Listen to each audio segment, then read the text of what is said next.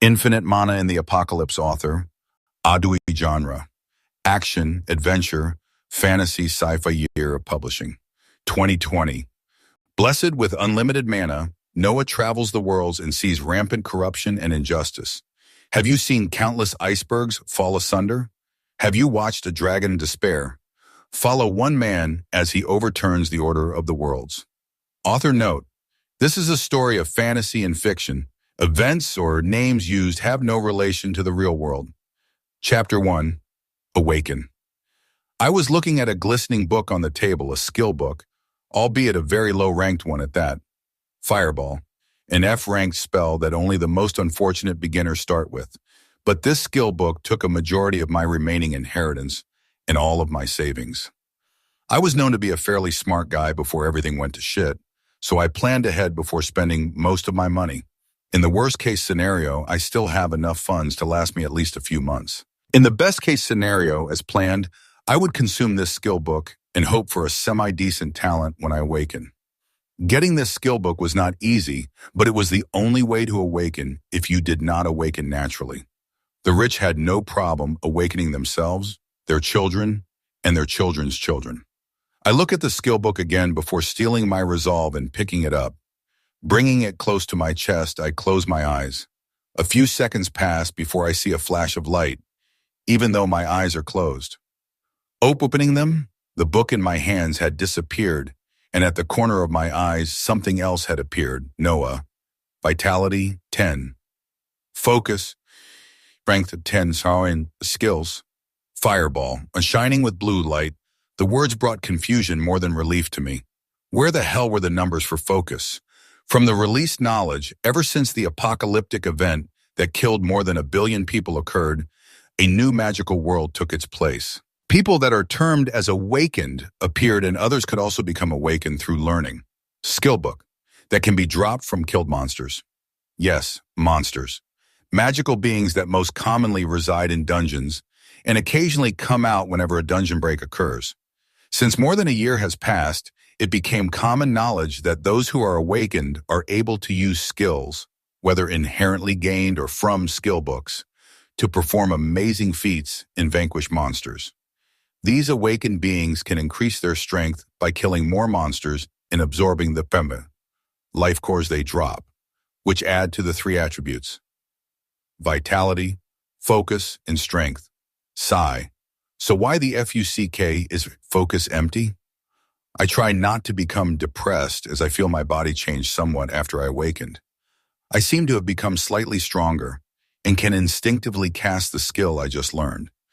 The problem is, can I even cast skills if I don't have any focus? Why the hell is there no number, though? My exhilaration of awakening was slowly fading away as I couldn't figure out the numbers, or lack of thereof, on the blue screen in front of me. Looking back, nothing like this seems to come to mind from the news and everything I have been paying close attention to. Sigh, I'll have to figure it out as I go. Vitality and strength are average, and focus, what is required to cast skills and increase the damage you do, is black. Can I even cast Fireball if I don't even know how much focus I have? Usually, most average Awakenees can cast F-tier skills 5 times before they completely deplete the energy in their body. The larger your focus, the higher tier the skills you can cast, and the more times you can cast them. Since awakened Awakenees are extremely powerful, focus cores are much more in demand than vitality cores. And strength cores, awakened and mages, can shoot their skills at a long distance and not even give the monsters a chance to retaliate, while awakened berserkers and awakened knights have to get up close to fight. I was hoping to awaken to become a mage. Sigh, without wallowing in melancholic thoughts anymore, I try the last Hail Mary I can, actually casting the skill I just learned, Fireball, a common F-rank skill that many F-ranked awakened have. I step out of my small apartment and head to an empty, barren field behind the apartment complex. Rent had become increasingly more expensive nowadays, as buildings that had high security, where you won't suddenly lose your life, were high-priced. I had to move quite a distance to get to the barren field before I could begin testing my first skill, and possibly my last. Hyping myself up, I raise my hand in front of me and call out Fireball. A small ball of flames came to light in front of me. Much to my shock and disbelief, Along with the shock came exhilaration. I can still cast skills even though my focus bar doesn't show anything. Putting my shock aside, I command the fireball to move forward before it exploded a few meters from me, wanting to test to see if I can at least cast the average 5 fireballs that normal F-ranked Awaken can cast. I keep on going. Fireball, fireball, fireball. 3 more fireballs were shot and exploded in front of me, increasing the shock and happiness in my heart. At least I have average skills, even if it doesn't show on the stat panel. Weirdly enough, I did not feel any less energy in my body. Well, my focus was blank to begin with, so I didn't really feel much. I focus once more as I cast what is probably my last fireball until I rest for a while before I can cast again, fireball. The 5th fireball flew out and exploded just like the ones before. With a smile on my face, I wiped the perspiration on my forehead while feeling relieved. Being average is not bad, at least with this. I can count myself among the top of many people in the world today. I was still confused on the fact that no numbers were showing on my focus, though, which meant I couldn't get a gauge on just how much energy I had and how many times I could cast my skill. I hesitantly raised my hand again to see just how many times I could cast fireball. Fireball. Fireball. Fireball. The more times I cast the skill and more fireballs flew and exploded in front of me, the more shocked I became. Fireball. The shock soon turned into incredulousness, as I had counted more than 50 fireballs flying from me and exploding. This, 10 times the normal amount of energy an average F rank has. I try to breathe to calm myself down. 10 times. That means my energy nears rank D awakened. That was extremely rare, and as long-distance awakened with skills like fireballs can easily take down an F rank monster, and 3 to 4 fireballs or equivalent skills can take care of E-ranked monsters. D-ranked awakened individuals also triumph over D-ranked monsters fairly easily with good usage of their skills. Am I actually one of the talented awakens? I try to push down the pride that began rising before calling out another fireball, because I still didn't feel like I was out of energy. This both scared me and made me extremely hopeful in the future. When I kept casting the skill, I didn't really feel any energy leaving, nor did I feel exhausted. When I reached 100 casts, my shock increased. When it reached 300, my head was pounding from this unknown situation. When it reached 500 casts, my whole body shook. I breathed heavily before looking around me. I was fairly deep into the barren field and had the cover of trees behind me. Glancing around and making sure there was nobody around me, I rushed back to my apartment to try and calm my nearly exploding heart. 500 times I had cast an F rank skill, and I didn't feel any exhaustion. What exactly was going on? Chapter 2. Hunter License. As soon as I was back in my apartment, I took deep breaths and analyzed everything that had happened so far. No numbers were showing for my focus, something I have never heard about before. Yet, I could still cast skills that require focus. I did not feel any exhaustion while casting F rank skill over 500 times. My goodness. Taking another deep breath, I continued thinking. The most important question now was, do I just have an abnormal amount of focus that surpasses most people, or something else?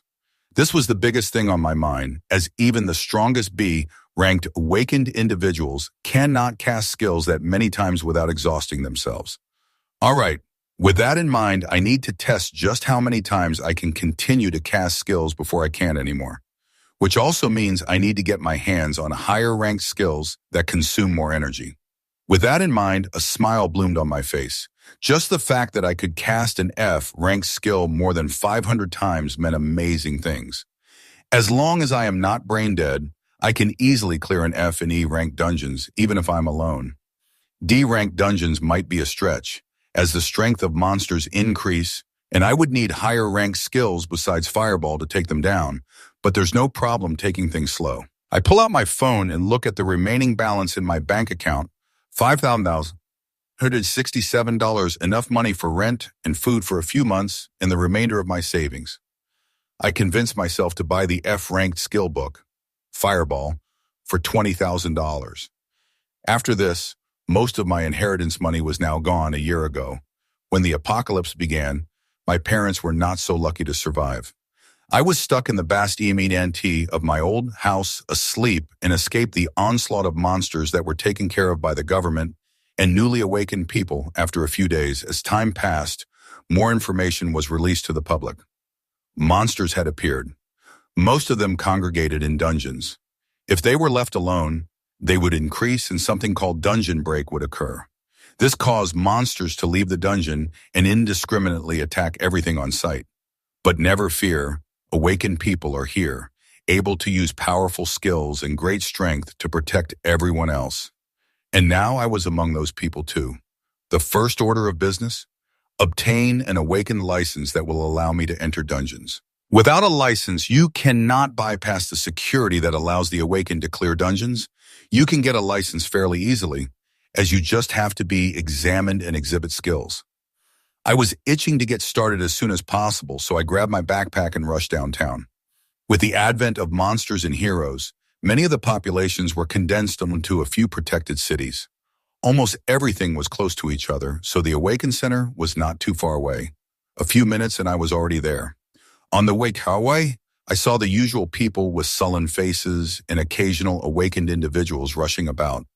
The Awaken Center was vibrating with life, as long lines of people visiting shops could be seen, with even more carefully selling monster cores to the authorities. Many people chose to first consume the cores and get stronger themselves, but many more also sold them to the government and other markets as they went for high prices. Vitality cores and strength cores went for around $1,000, while focus cores were almost double that price because of their demand.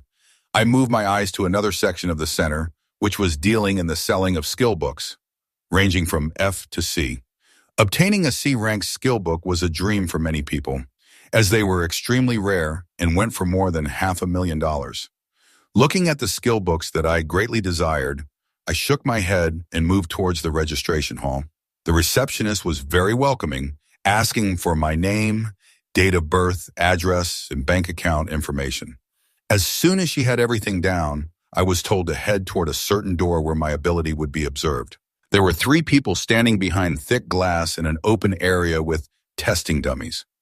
After hearing the directions, I stood a few meters from the dummies and cast Fireball, consecutively 8 times, making sure to look like I was struggling to get the last few out. Wow. Judge 1, a peak F rank, huh? Judge 2. Drawing a few surprises from the observers behind the thick glass, everything was completed successfully, and I received my license. It was a golden card similar to a credit card with my name, age, and rank. The surprise from the observers was most likely due to the fact that high-ranked awakened are extremely rare. With there being only 1 B-ranked awakened in this city that is known publicly, there are a few tens of C-ranked awakened, a few hundred D ranks, and thousands of E and F ranks. Most of the hunters were F-ranked, so being at the peak of this rank at the starting point was a good thing by itself. One can slowly raise their rank by absorbing cores, but unless you were in the army where they were provided for you by the government or in a rich household that could buy them en masse, you would rise very slowly. Jet latest novel chapters on Nov, Eob Jatin, Sasham. There were some slight changes to the panel on the corner of my eyes as I walked out of the Awakened Center and received my license. Noah. Occupation. Hunter. Vitality. 10. Focus. Strength. 10. Skills. Fireball debate. A new occupation had appeared, marking me as an official Awakened Hunter. And, I was surprised because I didn't see it before.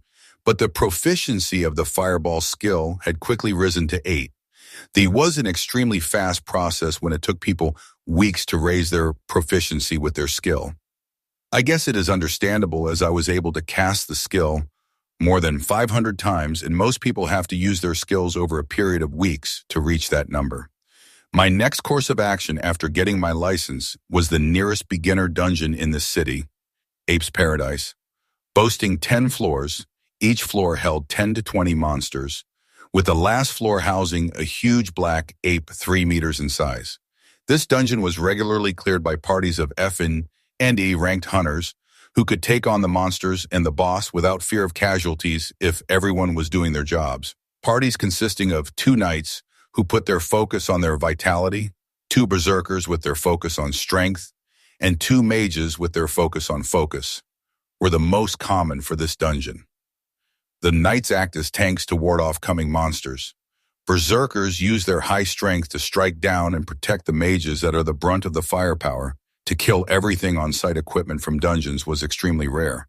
So most people had to make do with newly designed machetes or metal pipes and iron shields as their first equipment.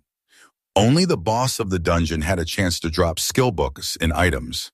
Any item dropped from a dungeon was highly sought after, with their prices not being too different from the skill book. My goal today was to enter Ape's Paradise, and alone at that. My heart was pounding at this crazy idea. When the thought was forming in my head, I had to ask myself multiple times if I had gone insane, but it will not be that dangerous. Seeing how I can cast my skills so many times without feeling any fatigue, the rank of my focus, even though I can't see it for some reason, should be nearing B, if not A. And any rank B hunter can easily clear rank F and E dungeons, though they don't care to, and put their focus on higher ranked dungeons. Now, with me being the only F-ranked hunter entering and clearing this dungeon, my heart was pounding from the possible rewards. Usually rewards are split between the many members of the party, but I would keep all the cores and possible skill books and items that drop. Just the thought of it made my heart excited. I steeled my resolve and heading towards Ape's Paradise. Chapter 3. Ape's Paradise. A huge monolith structure was surrounded by high walls. There was security at the entrance and heavily armed soldiers on the walls. Even though this was only an F-ranked dungeon, it made up for millions of dollars of revenue every day, with a large number of people entering, clearing the monsters, and selling the resources they receive inside. This monolith had a blue color, indicating it was a normal dungeon with little danger of a dungeon break. If the color changed to orange and then to red, it meant a dungeon break was imminent. Regularly clearing the dungeon kept the color at blue, turning it into a treasure trove with capable people farming it. You always had casualties every now and then from hunters that were either too full of themselves, bad teammates, or just plain unlucky. Now I sincerely hope I don't make myself on the category of being too full of myself. Gathering my wits, I show the guards at the metal entrance of the enclosure my hunter ID before heading in. Inside the walls, there were a few hunter teams getting their gear in order or just talking. A few people were standing around looking to either form parties or invite others to their party. At the center of the blue monolith, there was a square, door-like structure. This door-like structure was how you entered the dungeon. Those in a group would have to touch the door with a few second differences, but under a minute to be transferred to the first floor of the dungeon together. There was a party prepared to go into the dungeon in front of me already, so I reined in my curiosity about the other hunters around me and stood a few feet away from the ingoing party. It didn't take long before a few hunters noticed a lone man waiting by himself. "Oi, is that kid thinking of going in alone?" Hunter A. "Bro, another one with a death wish," Hunter B. "Just ignore him. Who knows, maybe he's one of those prodigies that can solo an F-ranked dungeon?" Hunter. Ignoring the laughs around me, I wait patiently as the entire party in front of me disappeared in a flash, and waited the required minute before going forward and placing my hand on the square door. In an instant, I was transported into a large cavern where I had just caught the attention of 2 1-meter-tall black apes. I brought myself to full attention and observed both the apes and my surrounding before I began my first dungeon hunt. Fireball. A single fireball, and then a second, and a third, and a fourth quickly flew towards the 2 apes. When the ball of fire exploded on their faces, they were already incapacitated and letting out dying screeches. They would not survive after that, and a second fireball hit them at the same location. Quickly finishing them off, I breathed heavily as I felt the adrenaline course through my body. 2 F-rank monsters easily taken care of by me. Ha ha. This was a feeling I could get used to. Usually F-rank hunters would use their skills sparingly, making sure to cast them all either on the boss or on emergencies. I did not have such reservations. I went towards where the apes fell and grabbed a glistening strength core that dropped. It was small in size, smaller than a pigeon's egg, and yet they went for $1,000 on the market. I placed the core into my backpack and ventured farther in. I didn't have to walk far, as 3 apes were quickly rushing towards me, screeching after hearing the death screams of their brethren. With a thought, fireball was cast one after another, each not missing its targets that were rushing forward. Another strength core dropped from these 3. Cores were not guaranteed to drop every time a monster died, and getting 2 from 5 monsters was already fairly average. Placing the newly acquired cores in the bag, I rushed down the path of the cavern, meeting another set of 5 apes that I quickly burned. I had to force myself to calm down as I so easily and quickly took down the monsters and collected cores. I never imagined myself being able to do something like this and had to pinch myself a few times just to make sure it wasn't a dream. Forcing myself to remain calmer, I cleared the first floor quickly and headed down the winding steps to the second floor. The apes came in batches of 3-5 and just ran towards me when I neared. I didn't let them get any closer than 4 meters from me, hurling balls of fire towards them as soon as they were in my sight. And just like that, an incredulous sight occurred in the F-ranked dungeon, Ape's Paradise. Without a moment of rest, an F-ranked hunter cleared the second floor, and the third, and the fifth, all the way to the end of the 9th floor with ease. Whoa! I lost control of my emotions as I let out a triumphant shout before the boss room. I had never imagined something like this to be possible. Without a single issue, I had effectively taken down groups of apes, collected multiple cores, and reached the boss room all by myself. I reeled my emotions in as I let out a confident smile and went further down to the boss room. A huge ape awaits me in the circular cave that is the last room. Roar! The cave lightly shakes from the scream.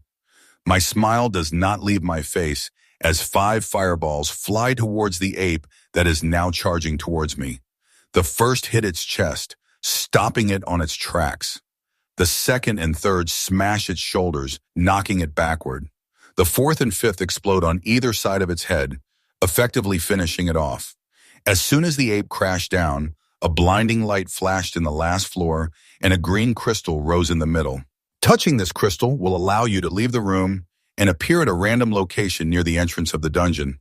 I slowly revel in my first ever completed dungeon hunt, a solo one at that. I then go towards the now dead ape to see any possible drops. By its side, a few F-rank cores are present. Along with a skill book, I grab the cores and put them inside the bag before reaching out for the skill book. Minor Heal was now in my hands, giving me quite a shock. It wasn't the rarest of F-rank skill books, but it was one of the more expensive ones as it easily took care of any cuts and minor injuries. I also placed the skill inside the bag and proceeded to sit down and think while staring at the green crystal in front of me. The problem at hand is how I should handle myself from now on. An F-rank newly awakened hunter clearing an F-rank dungeon in under 30 minutes was unbelievable. It would have to be someone who was B-ranked or above to be able to carry out the same thing. I made sure not to show too much of what I could do when I took the licensing exam because currently, all I have going for me is the fact that I seem to have a large pool of energy to cast skills. This does not mean I am powerful, nor do I hold the power of someone rank B or higher. Even a rank D or C could easily sneak behind me and take me out as long as they're faster than me. So my plan was to stay low-key until I could buy more skills, preferably higher-ranking ones that would match my large energy reserves. Sigh, and that required money. Another plan was forming in my head, though, looking over at the gains just from clearing Ape's Paradise once.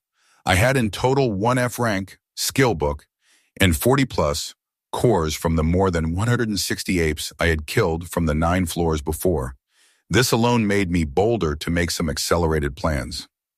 Just from one dungeon run alone, I can make more than 60,000 in under 30 minutes. This alone gave me a great shock. Normal parties would have to split the loot, and it would take them more than 2 hours of intensely fighting monsters in close combat, which brought them exhaustion and made many parties recuperate for a few hours after each dungeon run. Most parties would go into the dungeon once or twice a day. With each person making around $10,000, the life of a hunter can be considered very luxurious. So assuming the boss drops either a skill book or possibly an item, I can make around 60 grand each run. This made many ideas dance around in my head wildly. I've already spent many months observing hunters and researching every knowledge available to the public about them. I've researched even more into all the known skill books and items that can be dropped from boss rooms. For someone with a large energy pool like me, I already had a few books in mind that would work very well. Of course, I also have to keep on testing just how much focus. I really have. A wild thought keeps appearing in my head that I do not want to entertain as it is too grand. The possibility that because my focus appears blank and I can repeatedly continue to cast skills with no feeling of exhaustion could mean that I can simply keep on casting skills as much as I want. Boom! It felt like something had exploded in my head as this idea came and my mind entertained it more and more. My heart was also beating fast that this could even be a possibility. But why not? From what I've seen so far, there is no value for my focus attribute. Is it more logical to think that it is just a really high number that I somehow cannot see? Or that because it is blank and I can still cast skills, I can simply continue to cast skills without any problem of depleting something? I took a deep breath to calm my nerves before I came to terms with a new plan. It was somewhat risky, but it will be fast and reduce any possible future problems, whether it be from monsters or hunters. The world after the apocalypse was vastly different, but still the same. Now even more filled with dangers and deaths. A hunter could easily be killed by monsters, robbed by other hunters, or killed by the government if they do not fall in line. To secure my safety while rising up, I will need a highly defensive and offensive skill, as well as a speed supporting skill.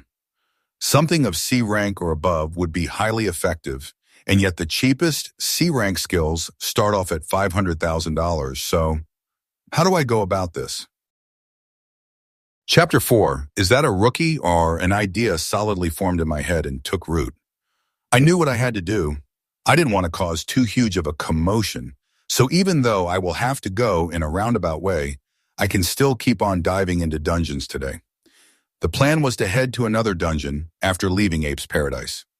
As much as I wanted to enter the dungeon again, I know I would easily be recognized the moment I head towards the entrance again. I won't repeatedly dive into dungeons with such a fast, clear speed until I have some measure of confidence to be able to protect myself from most threats. The goal for now is power close to or equivalent to rank B. There was a single B rank hunter in this city, and he was a known celebrity. The strength he showed made many people fearful, as even bullets and snipers were ineffective against someone of rank B. The city I'm in, though, Outer Bank Xasu, was only a small-sized city with a few dungeons, the highest rank being C. Other cities that are further inland have way more powerful hunters with even greater level dungeons. My next stop will be at the rank E dungeon, Frozen Wasteland, which many hunters did not frequent. With the extremely cold characteristics, this dungeon held 20 floors, with various beasts of cold attributes appearing. It should be even easier to clear with my constant casting of Fireball. Before I head to the Frozen Wasteland, though, I do want to continue testing just how many more times I can cast my soul skill at the moment, Fireball. From the previous 500 times, I've cast it 200 plus times while clearing this dungeon.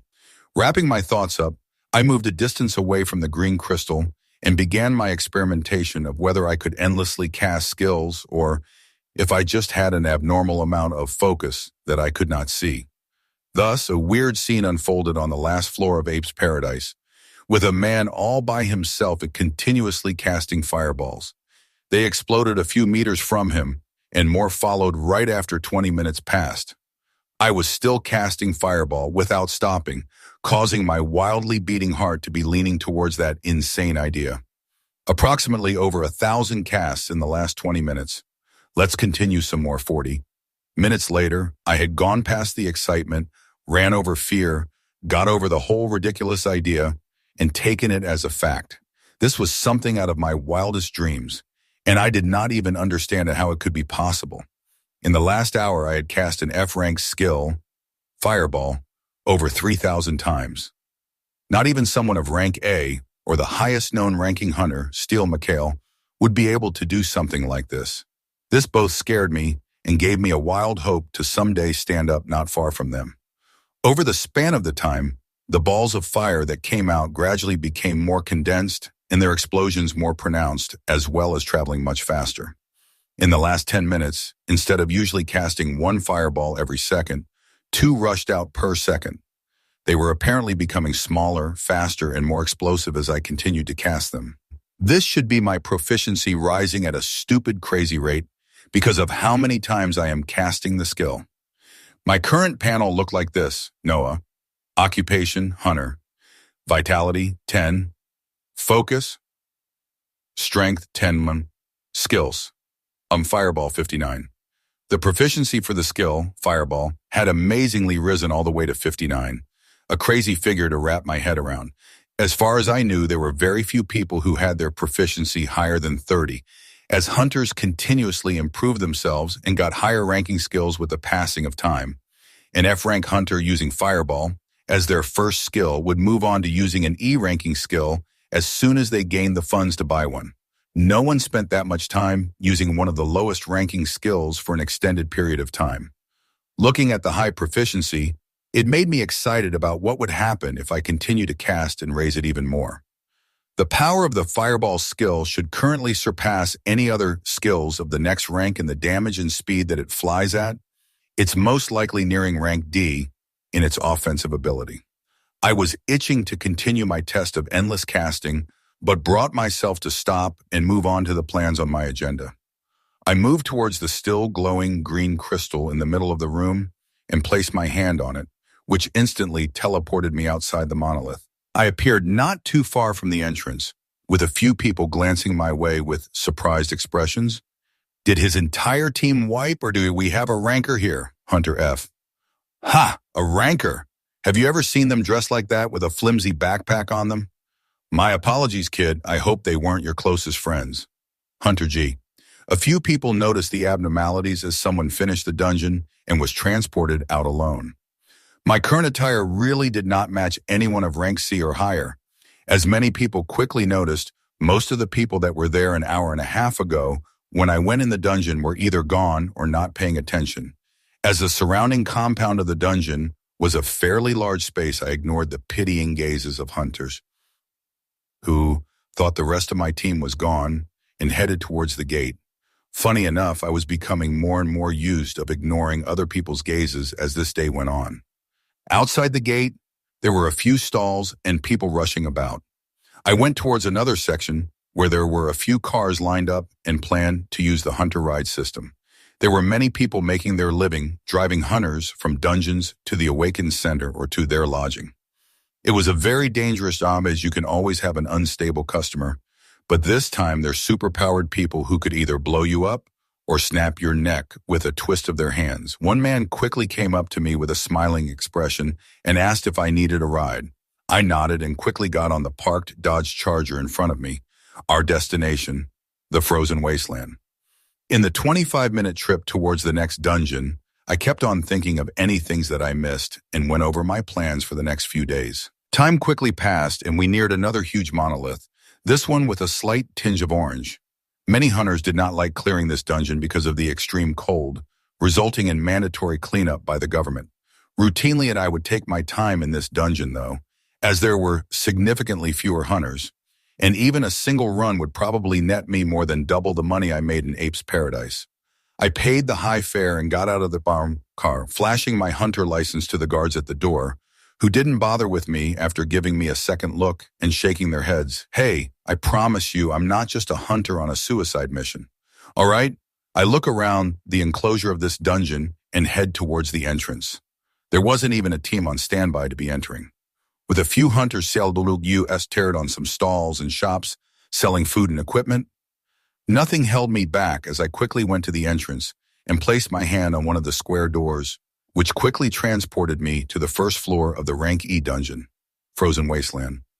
I was quickly besieged by the cold that drove many hunters away and quickly cast 2 fireballs that did not fly away from me this time but circled around me.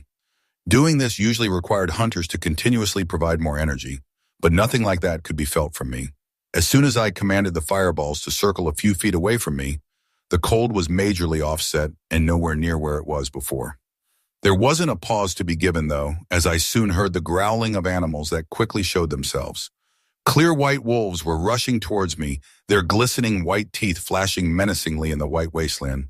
There wasn't a single hint of fear in me, though, as I moved forward confidently. Condensed. Fireballs were quickly rushing from me at high speeds, exploding on the wolves' bodies and blowing masses of meat away. The group was quickly taken care of in the first volley of fireballs, and all that was left for me was to pick up the core that dropped. I looked forward to the misty cold path in front of me as I rushed down this 20-floor dungeon that would be the beginning of my journey. Chapter 5. How many fireballs to take down a huge polar bear? In the first 5 floors of the frozen wasteland, packs of white wolves appeared. With the fast velocity of the ever-so-damaging fireballs, they were mowed down quickly. Aside from casting the skill towards the enemies that appeared, I had a few of them rotating around me and randomly cast the skill even more as I moved forward, even if there were no enemies near me. I wanted to increase the proficiency of fireball as fast as possible. I could only imagine what these monsters felt, as they would hear sounds of an explosion that quickly pulled them toward me before they met a grisly fate. Killing all of these monsters did not have that much of an effect on me. I was looking at them like the mere monsters that they were. They would not hesitate a second to rip my head off if I gave them the chance. Not to mention the hatred that everyone has against monsters for all the massacres on the early stage of the apocalypse. The first 5 floors were quickly cleared, and from the 6th floor, monsters with a similar shape to foxes began appearing. These ones much bigger than the wolves before them. Their size surprisingly did not make them any slower, and they were rushing towards me while ferociously growling. The further condensed fireballs were shooting out from me without stopping. I was doing my best to adjust to the ever-so-increasing speed while aiming for their heads and limbs. As soon as there was an impact, an explosion followed and chunks of meat flew. The Arctic foxes were then taken down just as easily as the wolves. This continued until the 15th floor, where huge musk ox began appearing. They looked like huge bisons, but with a lot more fur. I stopped aiming at their limbs, as it seemed their thick coating provided some protection for them, and focused on throwing the fireballs only at their heads. At the speed they were rushing towards me, I actually had to move back to avoid being rammed into whenever I ran into a group of 4 or 5 muskox. They required more fireballs to be taken down, and if there were many of them, then at least one would be able to get within a few meters. This pushed down my ever-so-increasing confidence a bit, making me slow down and stop my incessant casting that caused explosive sounds that alerted the monsters when I neared. As soon as I met another group, I cast as many fireballs as I could and kept them around me without losing my focus, before bombarding the group when I neared. Just like that, I smoothly cleared all the way until the 20th floor, which held crystal glass stairs heading downwards. I took a deep breath and prepared myself, casting the maximum fireballs I could keep circling me before I lost control, and they exploded, which was about 10. Any more than that, and I would lose concentration of a few that would fly away and explode. I went down the stairs and was met with a wide cave that had cold winds rushing about. At the center was a huge, slumbering mass of a beast. As soon as I stepped in, 2 bright, shining eyes opened, giving me a shock. This was the first ever monster that actually made me feel somewhat suffocated, mostly due to its size.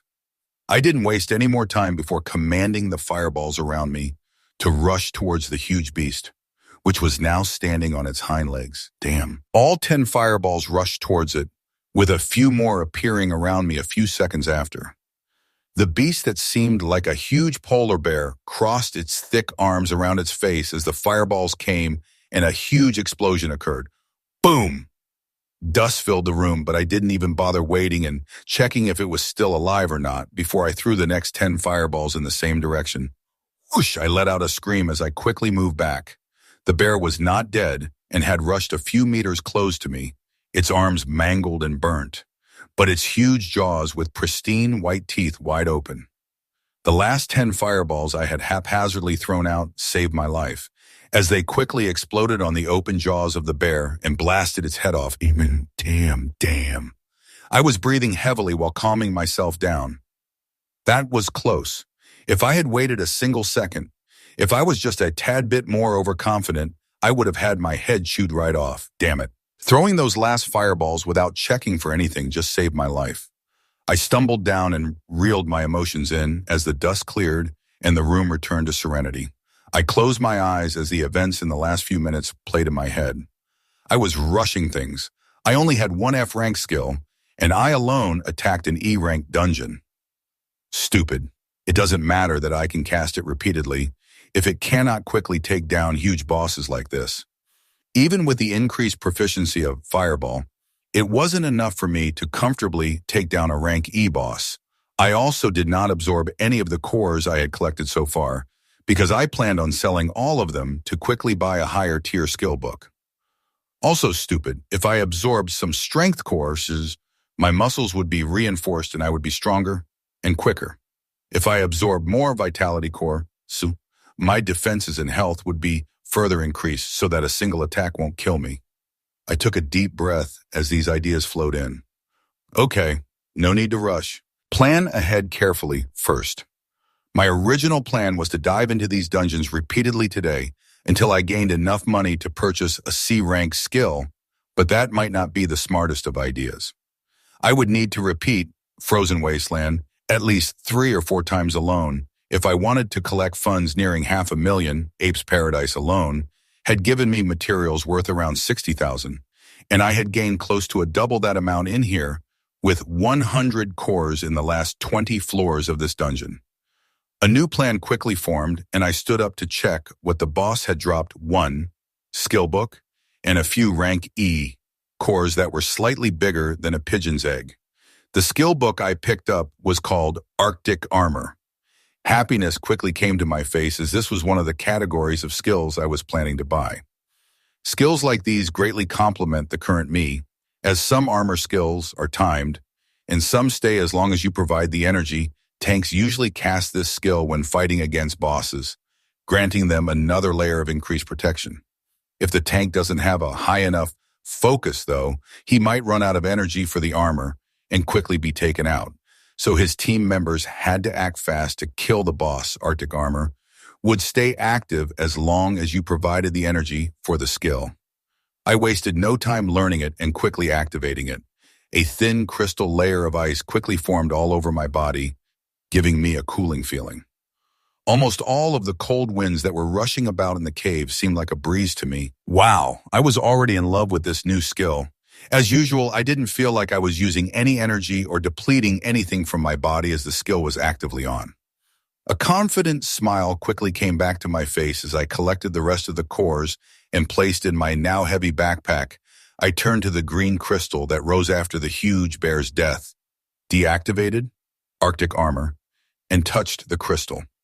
It was already night outside, the cold air emanating from the Frozen Wasteland monolith, increasing some more. I passed by the few people that were there and went towards the roads where many cars were parked. Someone quickly approached me, and I got in the car, my destination now being the popular hunter lodging at the center of Outer Bank City. Many hunters did not have a permanent resident they stayed at as they moved around a lot, so luxurious hotel businesses were started that were specifically for hunters. Most paid to stay there by the day, as the cost was nowhere near what most hunters made from killing monsters day in and day out. Almost getting my head bitten off woke me up somewhat, even though I thought I was thinking very clearly when I was planning everything. I was calling it a day for now. I'll sort through the cores that dropped and see how much money I can make by selling them and how many I should absorb myself. We quickly arrived at the hunter lodging called Pristine Residency. I paid the fare and went towards the entrance of the hotel. I would go back to my little apartment some other day to grab my valuables. Now I just needed some rest. The Pristine Residency had a luxurious look with shining lights all around it. Being a hunter lodging, there were many services for hunters that were offered. Beside the extravagant dining with specially cooked monster meat, small shops that sold and bought skill books, items, and cores were also here, although they wouldn't be anywhere near as extensive as the shops in the Awaken centers. Selling your items at Awaken centers would usually get you more profit, and you would be able to find rarer skills there. Places like the Pristine Residency were more of a business, while Awaken centers were under the government's wing. And the government never stopped buying all the items dropping from monsters in bulk. I went to the reception area where a crazily dolled-up woman was flashing the sweetest smile and presented my hunter license. The smile never left her face as she quickly processed a room for me and gave me the key card. I didn't bother checking any of the shops in the huge building and went straight to the room which was on the 10th floor. All I wanted to do right now was lie down on a soft bed. Chapter 6. Choosing New Skills. The room of the pristine residency was fairly huge. Hunters preferred resting in these specially made lodgings because of the safety that was guaranteed. Nobody wanted to be the rich and renowned hunter that was killed in their sleep. There was a platter of fresh fruits on the side and a thick bed in the middle of the room. I sat down on the bed and emptied the cores in my backpack to get a grasp of just how much funds I could get tomorrow. There were 38 focus, 54 strength, and 48 vitality cores, mixtures of F and E rank. This many cores were only possible if you were a very high ranker, soloing lower dungeons, or from partying with others of the same caliber to attack high-ranking dungeons. Just the cores alone would probably net me a grand total of 180,000 and were I to sell all of them. I wouldn't be able to even come close to purchasing a rank C skill, but I could probably get 1 rank D skill or 2 rank E skills. If I choose to sell the minor heal I got from the boss of Ape's Paradise, that's another 20-30K. But I was keener on learning that skill myself after the fight with that bear. I was absent-minded as I looked at the cores in front of me. Doing something like this was always a wish of mine, but never in my wildest dreams had I thought it would ever become a reality. My mind quickly went back to the period of confusion when monsters were first introduced to the world. The last thing I remember saying to my parents was, "You guys have fun." They were going to their anniversary date, finally some time away from their son who hadn't yet left the house. Those O's were the last words. Tears unconsciously fell from my eyes as my mind went back to that time. I remember the rage I felt, the powerlessness as I hid in the Bastide EMINT, away from the screams and growls that were clearly heard as if they were next to me. All I did was clutch my phone and watch the news updates as it went from monsters had appeared, to advice for the people to hide in their homes, to super-powered humans and the military stepping in. I hid in that Bastide for 2 straight days before I even had the courage to go upstairs and eat something. The weeks that followed were just confirmation of many people that did not have their loved ones returned to them. I was scared and ashamed at that time. My parents, who had done everything for me, were massacred by monsters while I cowered in fear. Time after that seemed to pass by in a blur. With the money my parents left behind, I was able to live off of it comfortably. It took months before I began to direct the rage and helplessness towards the things that did this, but I still wasn't able to do anything about it. The months after that, I spent learning every little thing I could about monsters, dungeons, awakened hunters, and the reality of our new world. Only today did I learn a skill book and awaken myself. I wiped the tears off my face as a resolute expression came back. I couldn't do anything then, but I can change what I do now. I set aside some F rank, vitality, and strength cores for me to absorb and grab the phone near the bed to order room service. I then learned the minor heal skill and tried the skill for the first time. A green light washed over my body, reducing some of the fatigue I felt.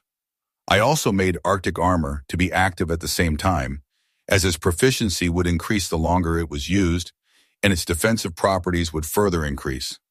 I then began absorbing some of the cores I set aside. My food arrived not too long after, 2 plates of prime ribs with some water. I paused everything when I grabbed the food from the door and ate the steaks waiting for me. I turned on the TV while eating to check if there was anything newsworthy that happened today. There was a bearded anchor in a suit talking to a celebrity hunter. "Mr. Doyle, you've just come back overseas from doing hero work over in Country Z of the United Federation. Just how differently do the hunters live there compared to our great blessed empire?" News anchor: "Haha, the work was fun, but it was definitely a new environment. Things are done very differently there. Dungeon diving is very strictly regulated, with hunters having to mandatorily hand over more than half of their earnings over to the government. It was truly eye-opening to see." Celebrity hunter: "My goodness, how can hunters live under such oppression? I would rebel. It is nothing like our great empire, where hunters are given the freedom to grow and prosper. It's why we have such amazing heroes rising up over the years. God bless this great nation of ours." News anchor, well, celebrity hunter. I quickly turned the TV back off while shaking my head.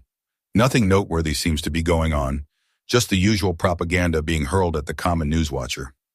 The Blessed Empire. Are we truly blessed? Compared to the United Federation, hunters here have a much higher death rate. The occasional dungeon breaks also cause mass casualties, as response times were usually slow. Though I'm definitely lucky to be where I am, over the years, I've to be skeptical of many of the things I hear. Hunters from the United Federation lead vastly different lives, but from what I've seen in online forums, they're happy with the way things work. Of course, there are still many issues, but nowhere near as horrid as all our news networks make it out to be. Even the good things you see online could also be a false depiction, though. So I guess I'd have to visit there myself to see how things are in the future. As soon as I finished eating my food and absorbing about 40 vitality and strength cores, I went towards the bed to get some rest. Before sleeping, I made sure to activate Arctic Armor, NOAA, Occupation, Hunter, Vitality, 30, Focus, Strength, 30, Skills, Fireball, Adui, 1, Arctic Armor, 5. Morning came, it was around 6 a.m. when I woke up. The bed had an outline of frost from where I was sleeping. I checked my panel to see that Arctic Armor had its proficiency rise to 61. It became slightly thicker and now looked like there was almost an armor of ice all over my body. I felt extremely comfortable sleeping with the skill activated. My body feeling a cooling sensation throughout, I grabbed a quick shower and cleaned up, and then went to grab some breakfast in the dining area. After finishing the food, I checked around the hunter shops in the hotel just to see if the skills I had in mind would be there, but I wasn't so lucky. There were a variety of rank CF skills, but none that fully fit the guidelines I had in mind. I went out and hailed another driver to bring me to the largest awakens center in Outer Bank X. This center was as large as a stadium, with many hunters and normal humans rushing about. It was already packed early morning, with many things being sold or traded. I first went to trade in the cores I did not absorb in one of the shops, and my account soon had an extra $155,000. Even after I absorbed more than 40 cores, the remaining was still enough to bring me this much from just diving into 2 dungeons. This money brought a smile to my face, even though I knew it would soon be gone. Ignoring everything else, I went to the shop that had a huge sign of skill books. There were hundreds of skill books laid behind thick glass with their descriptions written out. On either side of the entrance were 2 hunters who seemed to be ranking D or above. I went into the shop, and sure enough, there were a few books that fit my criteria. The first skill that fit exactly what I wanted was the rank D skill, Flames of Torment. The skill allowed you to cast a pillar of flames at a maximum distance of 10 meters and would last as long as energy is applied. The skill neared rank C in power but was neglected by many hunters because of its high energy usage characteristic. It fit perfectly with me. With its high damage, the pillar of flames would continue to be concentrated into a line of fire that burns anything in front of me. The next skill that matched what I was looking for, and I actually had enough money to buy, was another rank D skill called Safeguard. This was a very peculiar skill that caused headaches for many tanks.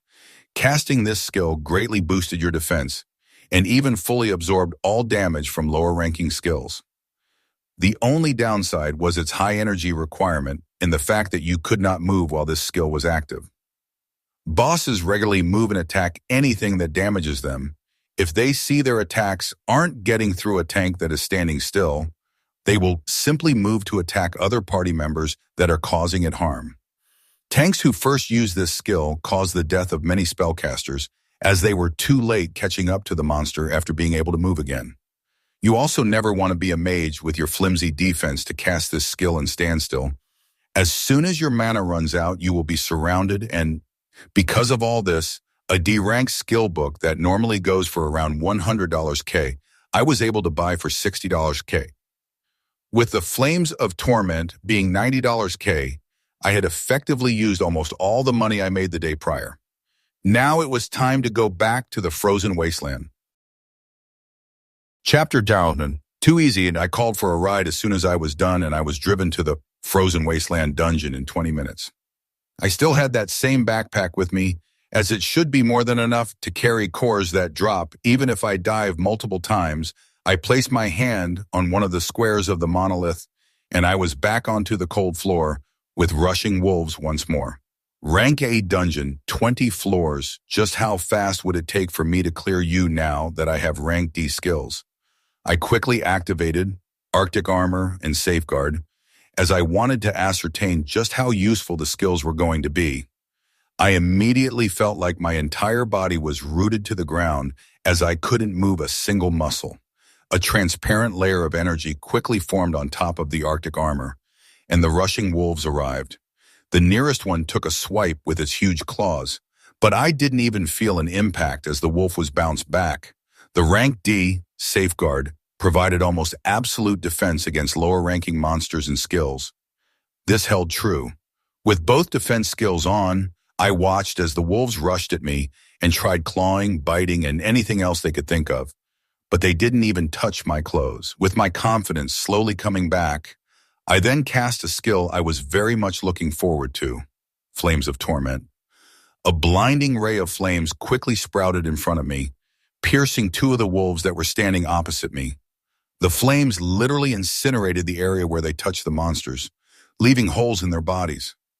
The two remaining wolves beside me let out frightened yelps, but I didn't give them any time and had two condensed fireballs quickly explode on their heads. I deactivated Flames of Torment and a Safeguard and could move again, and I went to check out the wolves pierced by the pillar of flames up front. A burnt smell was in the air, as the wolves had almost half of their bodies burn away. The blood remaining on the other half of their bodies was even bubbling and sizzling. I kept my amazement inside as I rushed forward, wanting to see more of just how this deadly new skill was. I only kept Arctic Armor active and continued indiscriminately throwing fireballs in front of me so that I could increase its proficiency. Now that I was becoming more familiar with skills, it seems that the closer the proficiency nears 100, the closer the skill becomes able to deal just as much damage as a skill of the next rank. As the F rank Fireball neared 100 in proficiency, its speed and damage was almost the same as an E rank offensive skill. I didn't want to completely abandon Fireball, now that I had the rank D skill, Flames of Torment, as it was still very effective when used well. On the next floor, as soon as the wolves began appearing, I initiated Flames of Torment. I made the pillar of fire move horizontally instead of just shooting straight, causing it to literally melt the beast in half. All 5 rushing wolves, dead from one attack. Ha ha! I was already falling in love with this skill. Feeling the rush of easily overpowering these monsters, I rushed down the floors even faster. No matter if it was the wolves, the fox, or the muskox, Flames of Torment did not discriminate and easily burned holes through the beast with its extremely high heat. The feeling of adrenaline slowly faded as I stood by the stairs to the boss once more. I was decent enough to leave in one piece yesterday, but I was going to be sure to take it out even more thoroughly today. I went down the stairs and watched the slumbering mass of a beast get up once more, its bright red eyes trying to pierce through me. Without wasting a beat, a pillar of flames sprouted in front of me like a blooming red flower. The rising bear raised its huge paws to protect its body once more, but this time there was no rest from the flames. Grah! A mournful howl was released as the beast's limbs did not last even a second, blasting them apart in an explosion of flesh and bones, continuing onto the body of the bear. A sizzling hole was quickly apparent at the center of the beast's chest, stopping its howls short and causing it to plummet back down to the cold, hard ground. Boom! Controlling my breath, I looked down at the huge mass that was now burning in front of me. Something that gave me fear the day before did not even manage to come a few meters near me. Now I closed my eyes as I relished this feeling and then went forward to grab the cores and, it wasn't a skill book this time around, but an item. I was quickly able to identify the equipment beside the huge bear. Swift boots increased the speed of the wearer. The item brought a smile to my face, as they rarely dropped and could fetch a high price. The best thing about items is that you can use, reuse, and then sell them without them ever losing their value. I put the boots on, feeling my body get noticeably lighter. I dashed around and confirmed that I could more easily move around. Swiftly clearing the rank E dungeon, Frozen Wasteland, a sense of accomplishment rose as I went towards the green crystal. Before going out, though, I took out a few of the vitality and strength cores that I had collected in this run and began absorbing them. Rank F cores allowed a hunter to be strengthened up to 50 attribute points. Rank E cores up to 100, rank D up to 150, and on and on. The hunters standing atop the world currently had their attribute points nearing 300. It didn't matter how many F-ranked cores you consumed. If you wanted to go past 50 on your attribute, you had to absorb rank E cores, with the process repeating for higher ranks. Absorbing rank E cores while my stats were still under 50 only made them rise a bit faster. I stopped absorbing once. Vitality and strength both reached 50, and as usual, focus was blank, so all those cores were saved up in the bag. I wrapped everything up and approached the crystal to leave the dungeon. As I touched the crystal and I was transported outside the monolith, I debated whether I should repeat this dungeon or go towards one of the few rank D dungeons in Outer Bank X.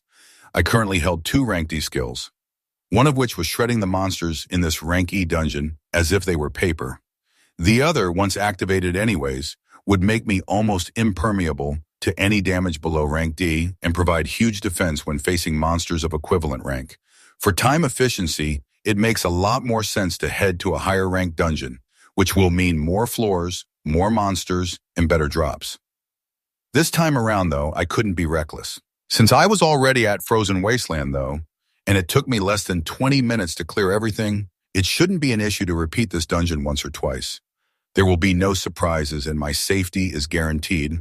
As well as the fact that there are so few people here, I made up my mind and approached one of the squares of the monolith again, placing my hand and disappearing right after. The second run of Frozen Wasteland today brought me more cores with the addition of Blade Strike. With a swing of your sword, unleash a deadly strike upon your enemies. This skill wasn't that useful for me, so I threw in the backpack and went in again for the 3rd time today. The 3rd run of Frozen Wasteland gave me a similar amount of cores, this time with a fairly rare skill. Summon Golem summons a single partner to fight on your behalf. Many hunters would buy this skill as soon as it hits the shelf, as it allows casters to effectively have another tank, or the knights and berserkers to have a partner to take the damage for a few seconds. It doesn't really go with my style, though, as it will be a slow-moving golem, and I rush through these monsters fairly fast. All that it meant for me was being able to receive more money for a skill 4th run, only cores, not a single skill book or item. This run bummed me out.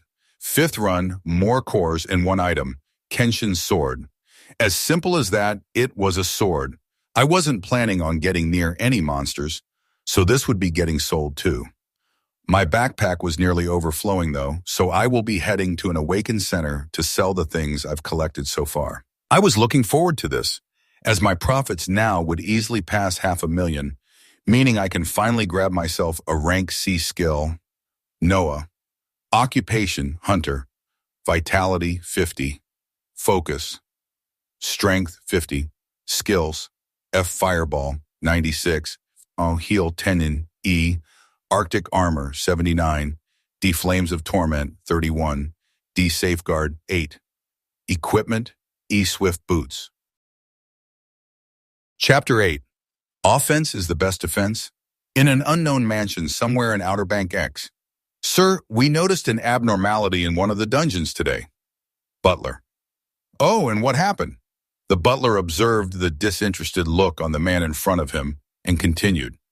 The E-rank dungeon, Frozen Wasteland, has suddenly gone from a risky assessment of moderate to low. Oh, so someone is doing my job for me while I'm busy with the C-rank dungeon? Yes, sir. But the problem is this change occurred in the span of 2 hours. As soon as the butler finished these words, the eyes of the man he was talking to flashed. Who was it? A team or a ranker that just appeared? We don't know, sir. We're currently checking. Butler, good. Let me know as soon as you find out. Are the girls ready? The man's attention quickly moved to the floor above him, where he could feel some movements. Yes, sir. All newly awakened? Yes, sir. Good, don't bother me for the next hour. The butler in a clad black suit watched as the man climbed the stairs. His major worry right now was the fact that a dungeon had moved from a moderate risk level to low in a period of 2 hours. This required a dungeon to be cleared by a team of highly skilled hunters or one very skilled ranker. Multiple times in those 2 hours, there was currently only one hunter in Outer Bank X who would be able to bring a specialized team to clear a dungeon at such high speeds. And he was looking at him now, heading to perform some activities. The butler bowed towards his benefactor and then turned around to find out just which new hunters had appeared in their city. I was back in the central awakens center of Outer Bank X, currently selling the items I didn't need along with the cores I didn't absorb. Before coming down here, I made sure to absorb the E-rank cores until I hit 70 attribute points for vitality and strength. I slowly adapted to the newfound power my body felt as I moved around, exhilarated at my fast progress.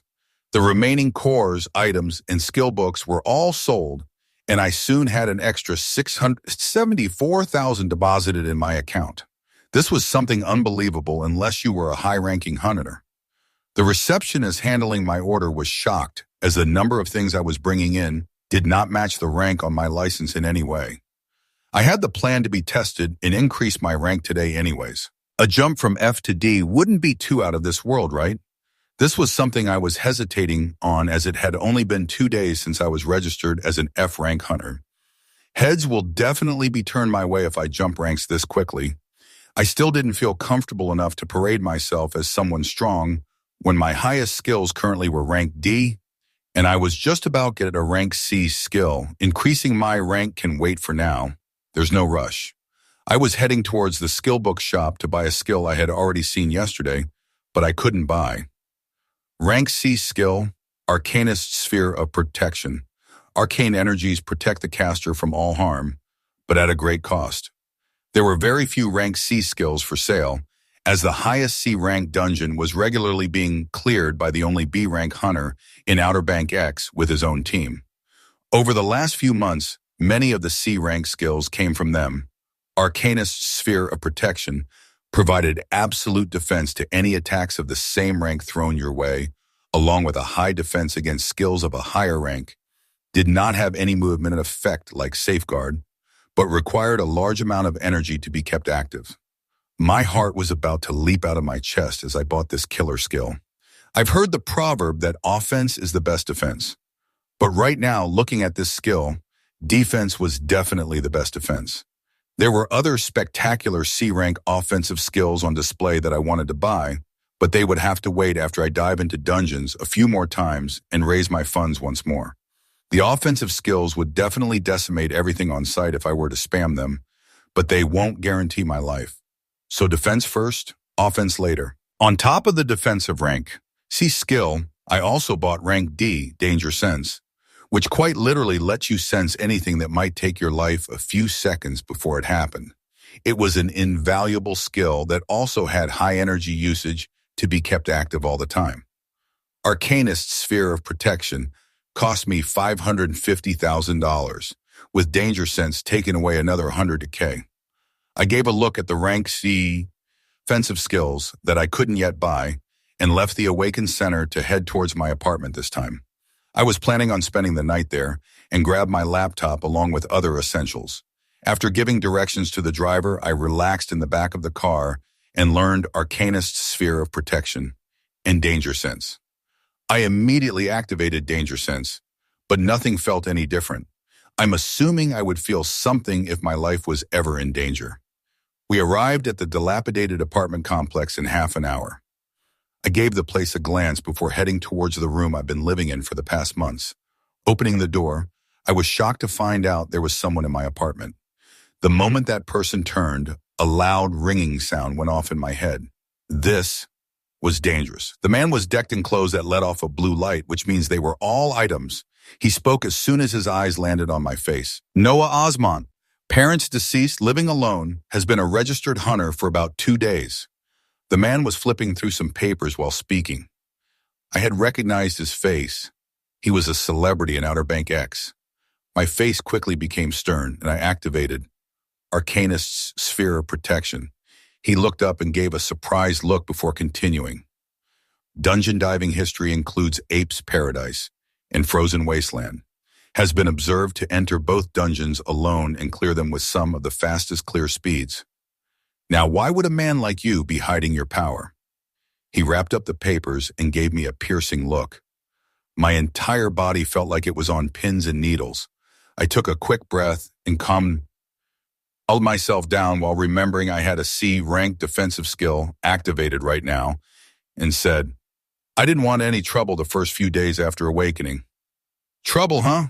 Well, it always manages to find us. He stared around my apartment before continuing. I won't be here long. I'm a very busy man. I came to offer an olive branch. He walked around my apartment and continued talking in that arrogant tone.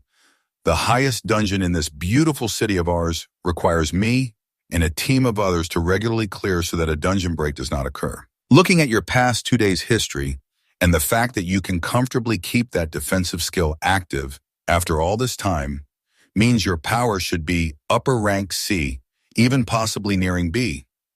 He gave a smile as he said that last part. This man was the top ranker in Outer Bank X, B rank hunter, Cohen Anderson. We need more talents like you to keep the safety of this city and its citizens. We have casualties every now and then and are in need of another powerful hunter in the team. The next dungeon dive is 3 days from now. We gather at Soleil's castle at 10 a.m. Be sure not to miss it. He finished the last few words, looked around some more, and walked out the door without giving me another look. I felt anger quickly boiling up inside me before I squashed it down. How the hell did they find me so fast? I closed the door of the apartment and went towards a chair with a horrible expression on my face. Cohen Anderson, the most powerful hunter in this city and the one at the forefront of the defense against the C-rank dungeon, Soleil's castle. The dungeon monolith always showed a deep orange hue, showing that it could shine red at any moment and cause a dungeon break. Cohen forms a party to clear this dungeon twice a week. The hunters that form this party always change, though, as there are casualties in almost every dive. That was how hard a C-rank dungeon was. Even with a B-rank hunter leading the team, there were still casualties. This information was commonplace in the local hunter platforms. New hunters were regularly recruited to help in the defense of the city, but there would be a memoriam at least once a week for a fallen rank C hunter on the team. I wanted to increase my strength slowly before doing what I can to help without the risk of death, but I guess that's out of the window. My anger was kept in check as I recalled his tone that felt more like a command. Arrogance. That was all that I felt from him, Sai. This was what power could do to you. Cohen was widely known to be arrogant, but he was the strongest hunter in the city and could be relied on to prevent a dungeon break from Soleil's castle. It looks like I will be visiting a C-rank dungeon faster than I thought, but there was one thing he was wrong about.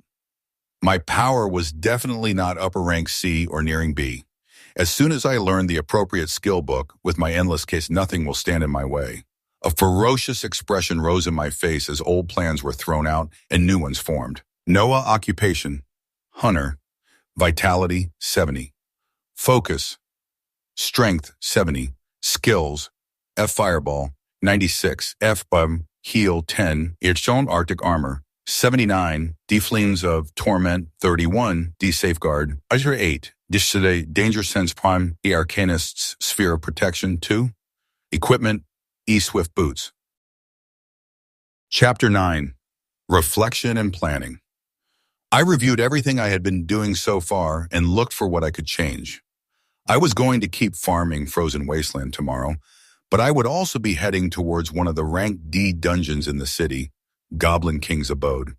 For at least a few rounds, I just learned a C-rank defensive skill that most hunters can't even use because of its high energy requirement. There shouldn't be any surprises that might pop up to endanger my life. Along with the rank D, Flames of Torment, I should be able to clear the 30-floor dungeon without an issue. Another thing was the usage of my skills. If I really can cast endlessly, then I need to use this to my advantage even more. Arcanist's sphere of protection and danger, Sinis, were still active. I sat on my old bed, then closed my eyes, activating both Safeguard and Arctic Armor 2. A few minutes passed and I calmed down some more and realized what I might have missed. Frozen Wasteland wasn't as actively cleared as other E-rank dungeons and had a tint of orange. What would happen when it was cleared multiple times in one day? A change would be very noticeable. Sigh. I looked to my ceiling as I realized how full of mistakes I still am. Today I'll rest. Tomorrow I'll start moving for real. The man adorned with rank C. Items sat in the back of a luxurious car heading back to his manor.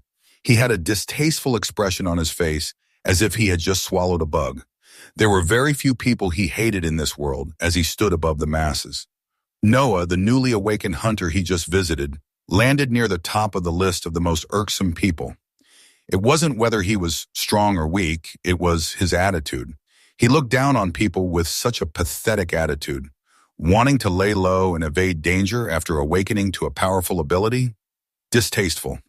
You should use your God-given talents to help the other pathetic masses to live in this world a little longer. The strong ruled the weak in this era, and I do not want a weakling in my city. Either he falls in line or... A phone quickly connected in the car and Cohen spoke.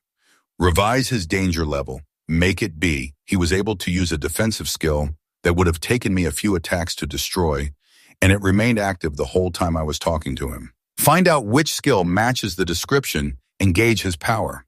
He is most likely a naturally awakened individual with an inherent skill that adds a large amount of focus, allowing him to jump over rankings.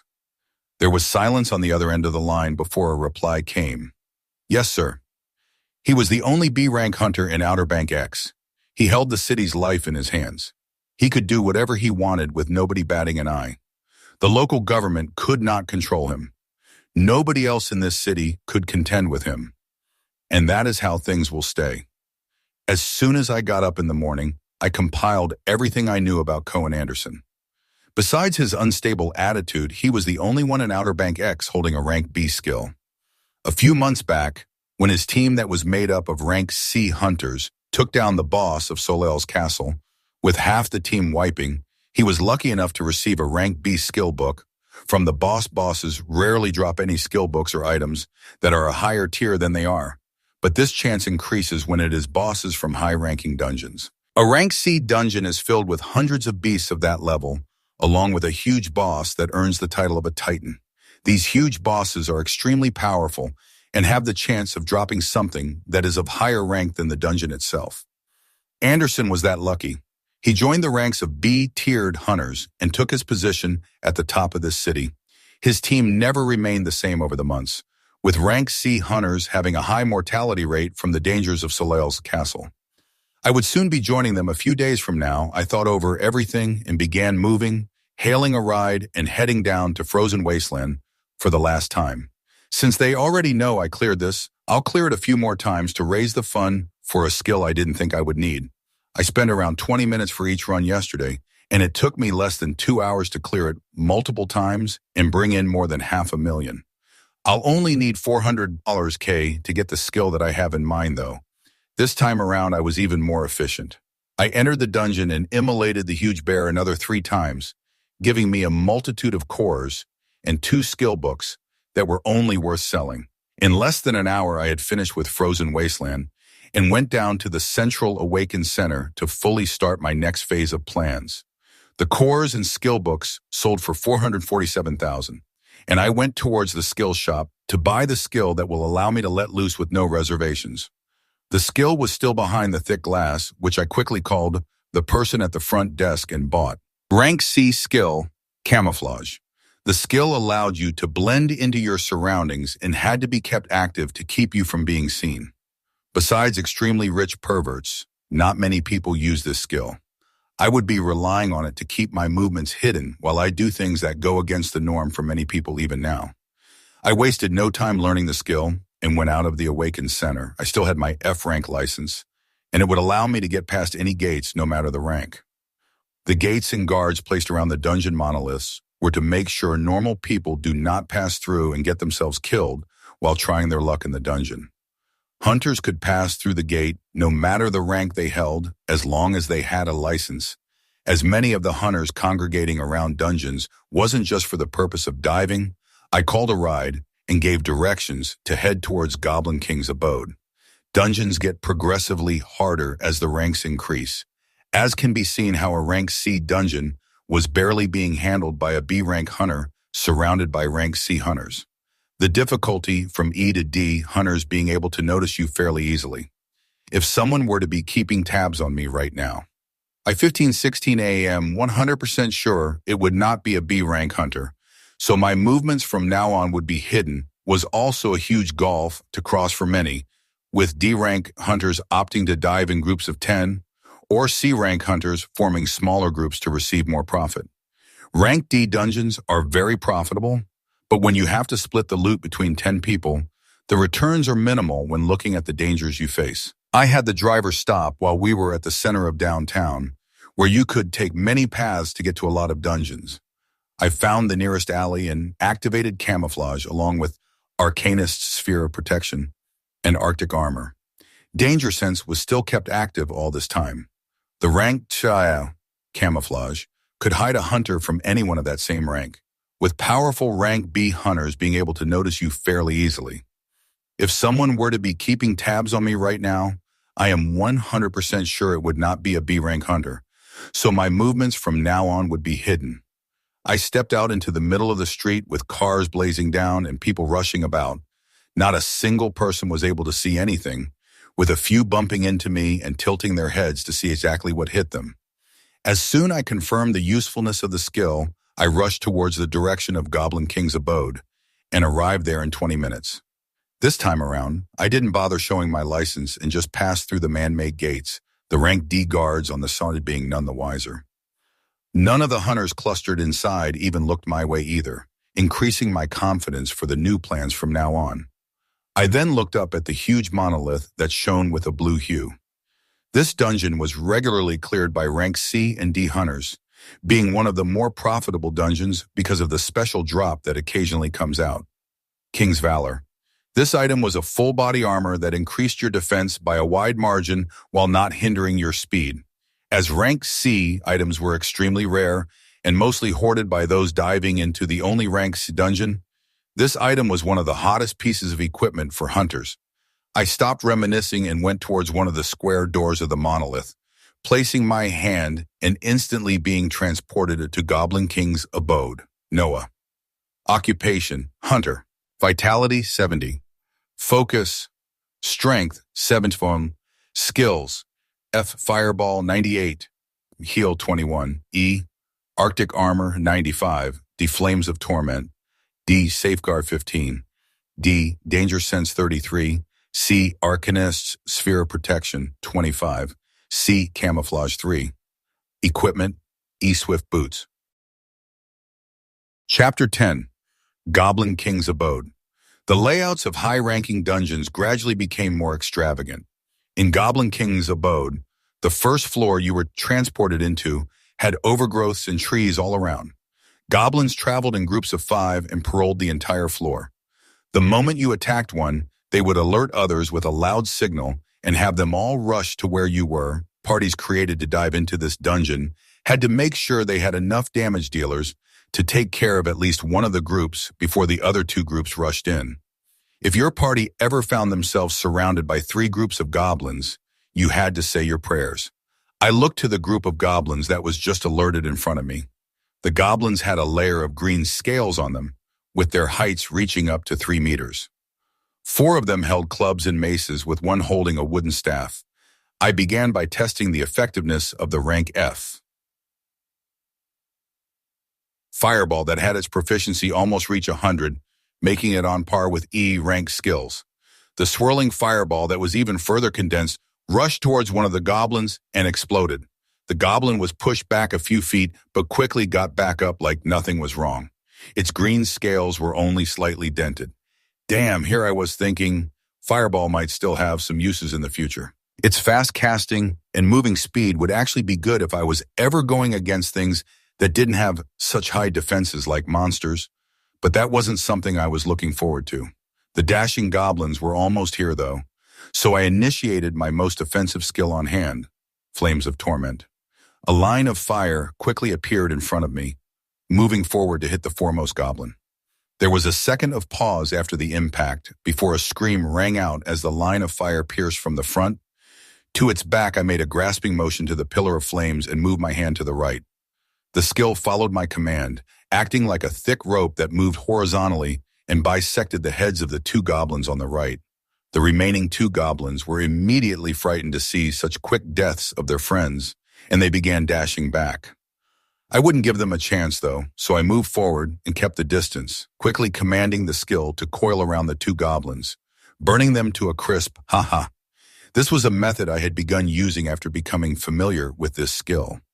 I didn't have to just allow the skill to shoot flames in front of me.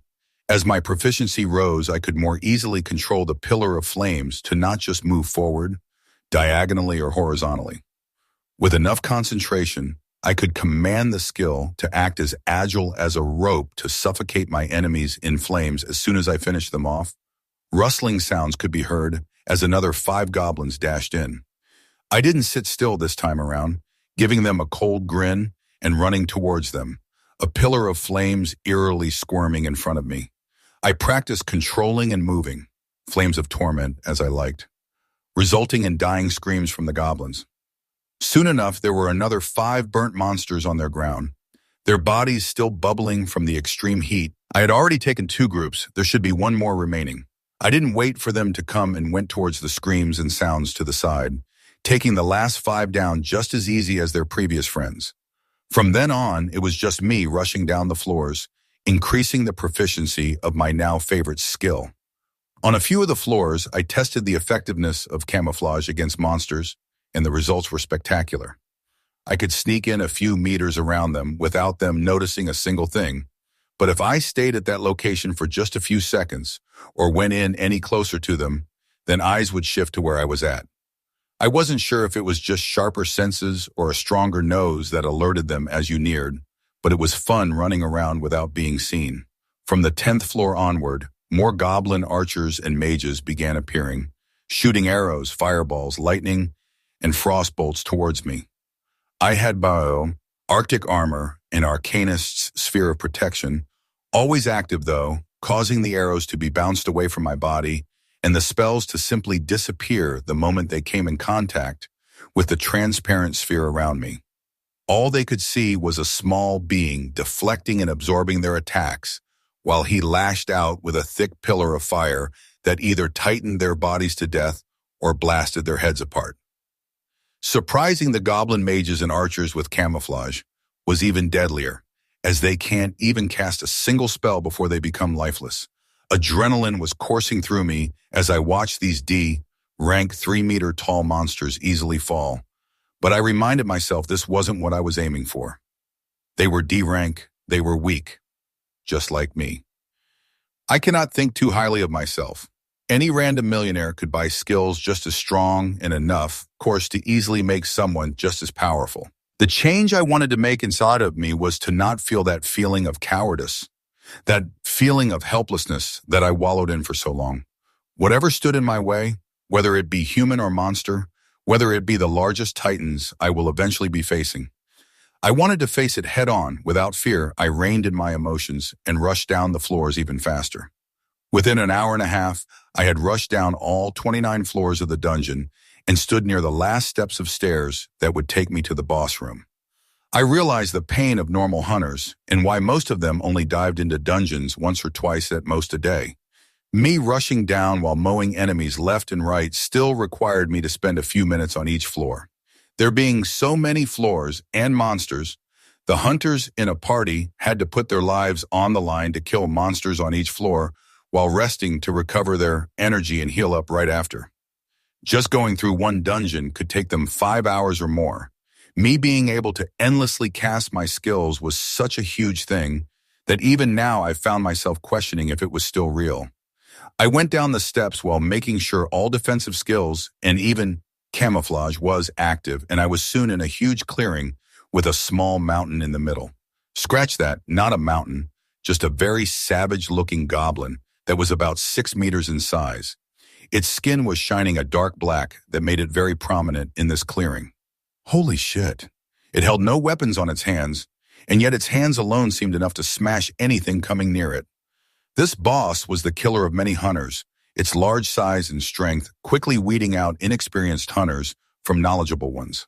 At least 2 rank D knights, or 1 rank C, with the heaviest of armors were required in order to withstand even one of its strikes. You also better hope your team's mages and berserkers were saving up their energy to unleash multiple spells and attacks on this beast to take it down in as little time as possible, or deaths would follow. I was a distance away from it, so I thought I wouldn't be found out with camouflage active, but its huge eyes honed in on me the instant I arrived in the clearing. So blending into your surroundings is not enough to evade the senses of this type of monster? And I wasn't sure if this rank D boss could be classified as a titan yet, but its size made me feel like an ant. As I had to raise my head just to meet its gaze, I felt my blood pumping as I found myself in this stare down against something more than 3 times my size. I was not scared. I looked at this huge beast and I saw my goals. I saw my future.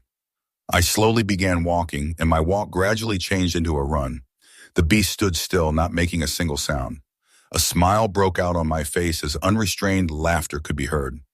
A few meters long, thick line of flames quickly appeared beside me as I charged towards this humongous beast. As soon as I got near it, a huge black fist covered the entirety of my sight. My laughter didn't stop as the line of flames also shot out and wrapped around that fist. Then, a huge impact was felt. Boom! The fist felt like the whole world was dropped on me. I had seen it smash into the sphere that was protecting me, and instantly felt myself fly back at a speed I've never been exposed to before. Bam! I was smashed into the wall behind me. A second later, a spherical dent created as I dropped down to my feet. Not a single hair on my body was harmed. The rank C skill, Arcanist's Sphere of Protection, was not for show. The beast in front of me didn't stay silent anymore, as a mournful howl rang throughout the huge clearing. Its right fist had fallen to the ground, forever removed from its arms. The calmness in its eyes was completely gone as its feet smacked the ground and jumped towards me. One of its remaining good hands reached out towards me as if trying to snuff out a candle. I commanded the cable of flames to twist and form into a circular shape while watching this palm crushing down on me. The circular line of flames then began spinning at high speeds. When the palm landed, zing! A horrible sound could be heard as flesh and bones were cut apart. The Goblin King's remaining arm was grotesquely bisected in the middle, dark red blood gushing out. We were only a meter apart, and I stared at its furious face as I commanded the spinning line of flames to rush at this giant's neck. Zing! A second passed, and then the head of the 6-meter-tall monster crashed to the ground. Chapter 11. The Right Skills to Buy. I let out a laugh as I relished on the feeling of taking down such a humongous beast.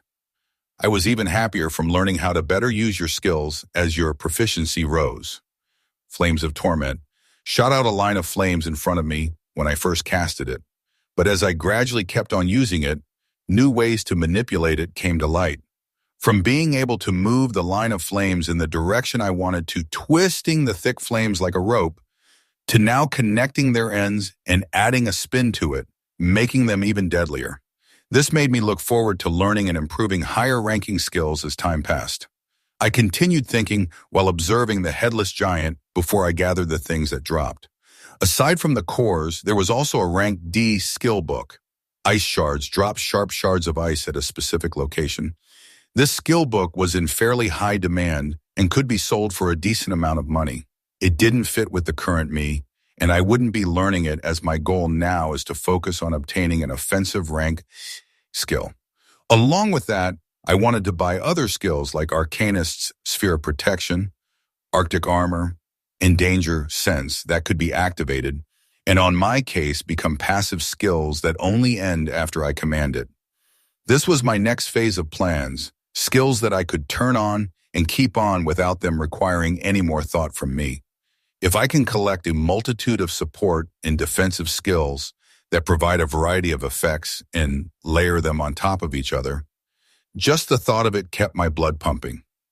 The next skill will be a killer rank C skill that will be of use when I dive into Soleil's castle in a few days, and the other skills I had in mind will follow after Flames of Torment had a very high proficiency currently with its power most likely nearing rank C skills, but a genuine rank C offensive skill is nothing to laugh at with their large scale of damage. I sat down besides the fallen giant and began absorbing the vitality and strength cores had dropped. I had collected tons from the smaller goblins across the 29 floors and planned to bring my vitality and strength attributes higher than 100. As soon as I finished, I reached out towards the green crystal that rose when the Goblin King was defeated and was transported outside. My camouflage was already activated, and not a single one of the many hunters clustered in groups or selling items and skills around the encampment of the monolith noticed me. The areas around safe dungeons usually turned into small markets of their own, with hunters trading skills, cores, or items without going through official channels like Awakened centers. The selling of these things around the dungeons gave much less profit though, so unless a hunter was willing to pay a high price for a specific skill or item they wanted, most people sell their loot to the Awakened centers. The government controlling these centers gobbled up everything they could, paying top prices for materials to strengthen their soldiers. The funny thing about it though was how many of these soldiers would be stationed in high-end cities where the rich were clustered together. That's just how this world was. I ignored the hustle and bustle of the environment and neared one of the square doors of the monolith, being transported back into Goblin King's abode for another run. I was planning to dive into dungeons like a madman for the days to come and accumulate as much as I could before being fully prepared for any situations when diving into Soleil's castle and dealing with that arrogant prick. Sir, we lost him a few hours ago after he got off a car downtown. Butler, what? How do you lose someone when we have eyes all over the city? Cohen asked the burly man that was dressed in a tuxedo over the phone. It was our mistake, sir. We'll be sure to find him as soon as possible. If I may, I would like to share my thoughts about this subject, though. The butler hung his head low as he talked to his master. This was the man that had saved his life when monsters were about to snuff it out, and he had been indebted to him from then on. He was an official holding a high position in a major firm, but he left everything behind and followed his master willingly over the past months, managing his financials and turning a blind eye to the many tastes his master had. After all, nobody was perfect. What is it? There are many inconsistencies about him that we are unsure of, and have not yet grasped exactly how high his level of power is. My apprehension increased today as he was able to escape under the watch of many of our people. Might I suggest that we approach him in a different manner? He carefully spoke out every word, making sure his words would not be the cause of anger. There was silence on the other end of the phone before Cohen spoke. Do you doubt me? The butler quickly frowned and hung his head even lower before he replied, I would never. I am only speaking from an abundance of caution of this man who has suddenly awakened to a power nearing rank B in just a few days. A pause followed thereafter before a reply came with the call being ended a moment later. I'll keep that in mind. The butler wiped off the perspiration and looked out of the mansion. He did not succeed. His master had still become angry. My second run of Goblin King's abode was fruitful, as the boss had been kind enough to drop the sought-after armor King's Valor. The 6-meter goblin had horrible burns all over its body, as I took my time with it to get more practice facing something that much bigger than me. This was all in preparation to go against much bigger bosses that fully earned the title of Titans from rank C and above. One of the things I learned was that if you didn't have a strong enough defensive skill, it didn't matter how knowledgeable you were about its moves, as a single punch would be able to stain your body and all over the wall. But I equipped King's Valor and felt a new layer of clothes wrap around me. The armor had a light blue metal sheen to it with a slight protrusion at the chest, covering a majority of my body besides my extremities and head. The greatest thing about this armor was the fact it did not feel awkward to move around in, as if the metallic attribute was malleable. I could move and stretch my body even better than normal with no issues. The third run of the dungeon gave me more than enough cores that my backpack was almost overflowing now, along with the rank D skill, triple shot, that was commonly used by ranged berserkers that used bows. I had taken more than half of the day diving into this dungeon, and it was already night outside. Tightening my overflowing bag on my back, I left Goblin King's abode encampment and went towards the downtown with my camouflage active as usual. Once I was in the middle of the city, I turned the skill off and called for a ride that dropped me off the central awakens center 20 minutes after. It was rush hour around this time with many people running about downtown. Many drowning their troubles and fear with alcohol, and many more going towards the unsavory places deep in the city. I went inside the Awakens Center and had to be taken to a private room because of the volume of things I was trying to sell.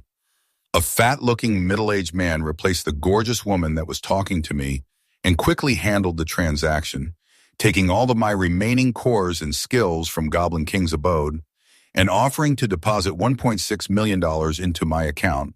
I looked at these numbers as if they were imaginary, and they might as well be as they would be gone a few minutes from now when I purchased the rank C skills.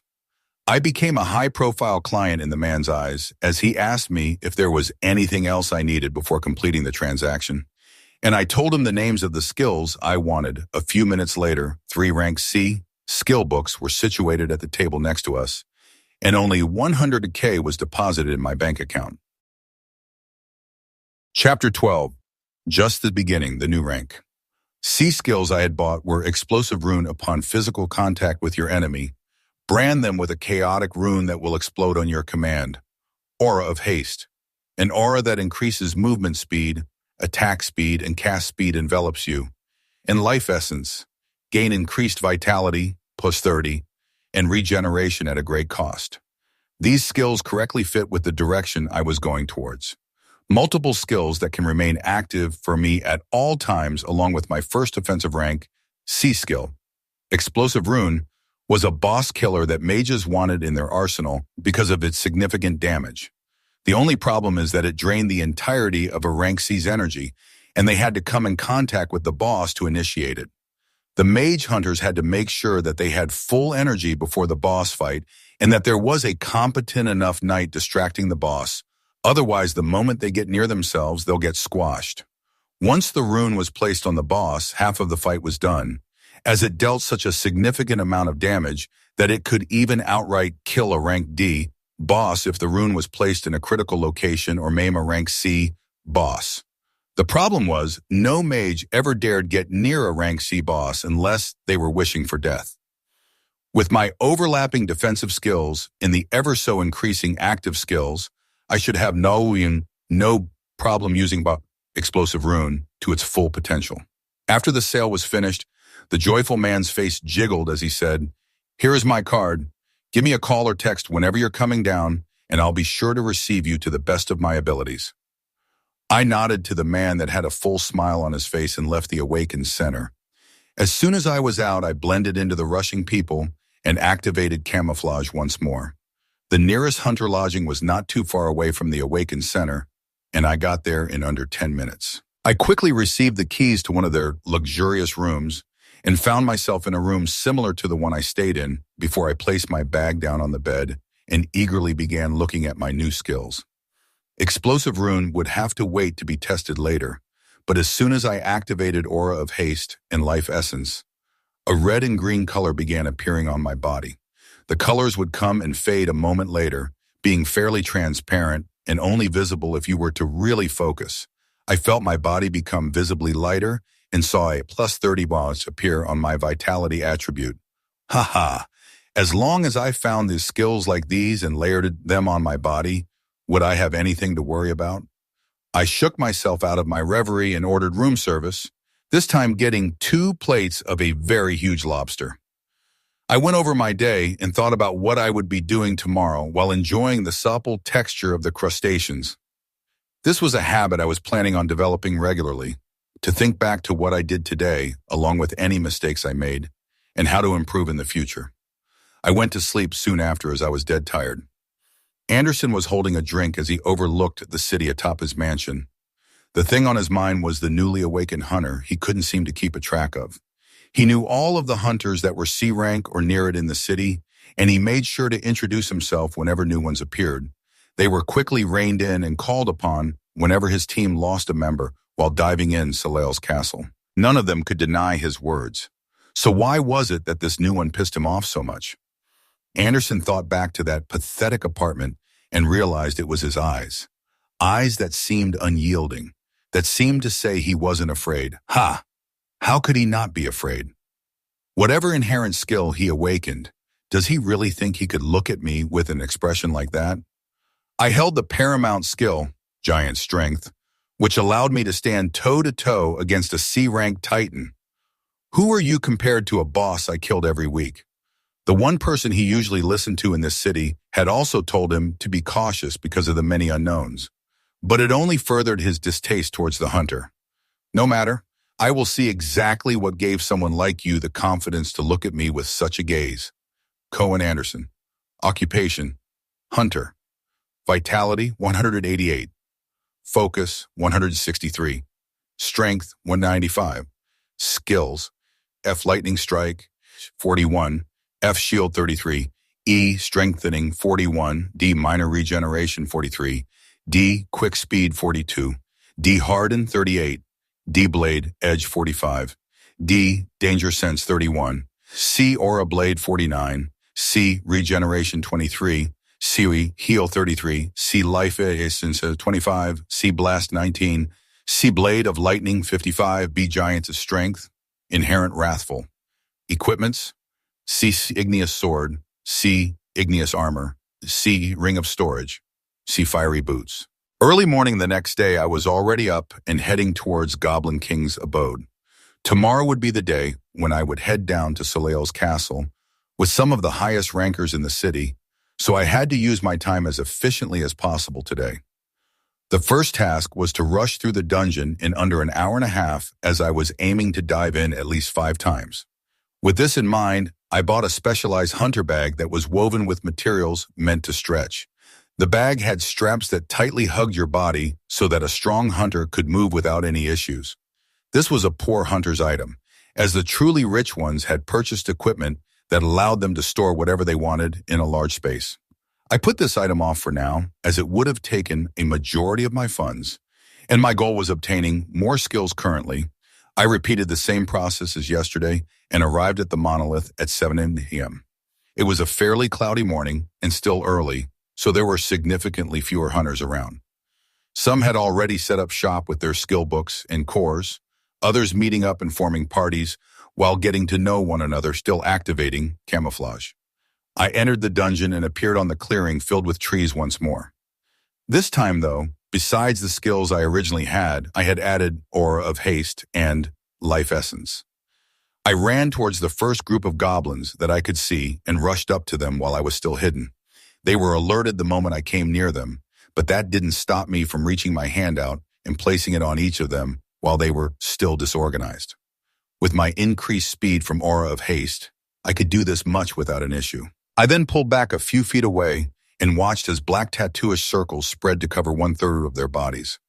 I observed them as they turned my way, none the wise about the runes that had sprouted on their bodies. I gave the command, and the rank C skill explosive rune was fully utilized. Bang! The portion of the goblin's body that was covered in the runes exploded with a huge force, throwing chunks of flesh and bones everywhere, and as 5 goblins were soon lying in their own pool of blood. The damage was just as expected for a rank C skill. Powerful. I speedily cleared the floors like this. With all the defensive and support skills kept active, I pressed down the floors with camouflage hiding me and giving me enough time to come in contact with the monsters that exploded a second after.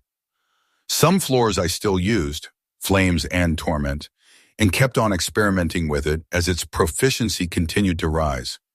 More than an hour quickly passed and I was through all 29 floors and headed to the boss once more.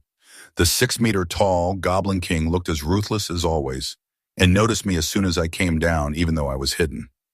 I walked towards it slowly until I stood a meter away, where it stared me down. This one was one of the peculiar traits of this boss that interested me.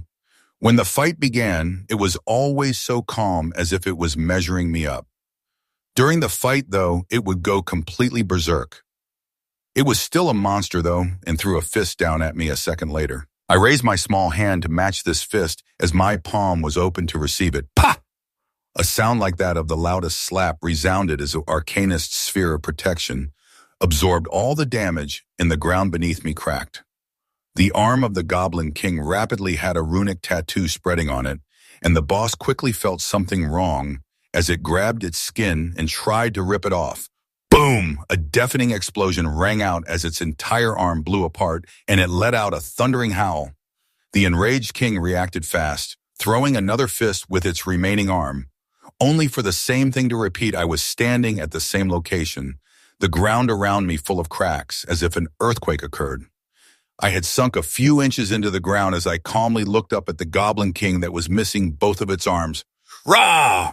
It let out an angry shout as if it would not give up and kicked its right leg downwards. Pa! Boom! The same scene repeated, and now its right leg was gone. The large beast could not support its weight as it fell backwards with a loud thunk.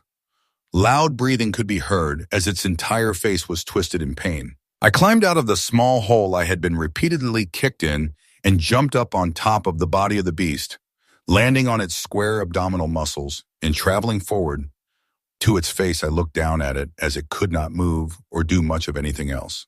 Besides the heavy breathing and a pained look, I could see another expression on the Goblin King's face after more than half of its body was blown away. It was extremely distinct while I looked at its huge eyes. I had seen this expression before. I had felt it before. It was fear. I reached my hand out and let my palm touch its forehead, leaving it there as I commanded explosive rune to combust. Boom!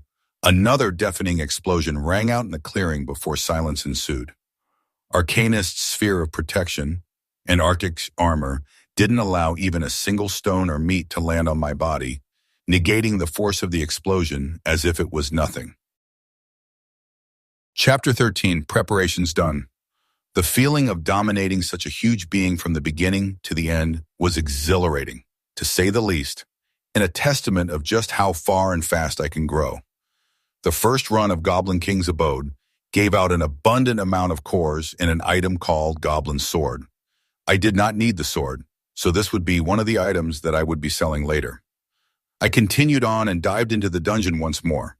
The second run gave me even more cores, along with the skill book called Flame Bolt. The third, fourth, and fifth run collectively gave me one item and two more skill books: D-Bow of the Veteran, D-Swipe, and D-Ampet Restrain. All of them were rank D materials that I would not be needing and would also be getting sold.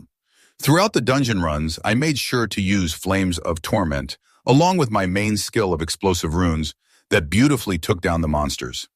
This process took me an entire day, and I was able to bring a few of my skills to the proficiency of 100. The skills that reached a milestone of 100 jumped up explosively in power. Fireball, which was a rank F skill, now had power greater than a skill 1 rank above it. The balls of fire summoned now had a high propelling force that made them rush out even faster.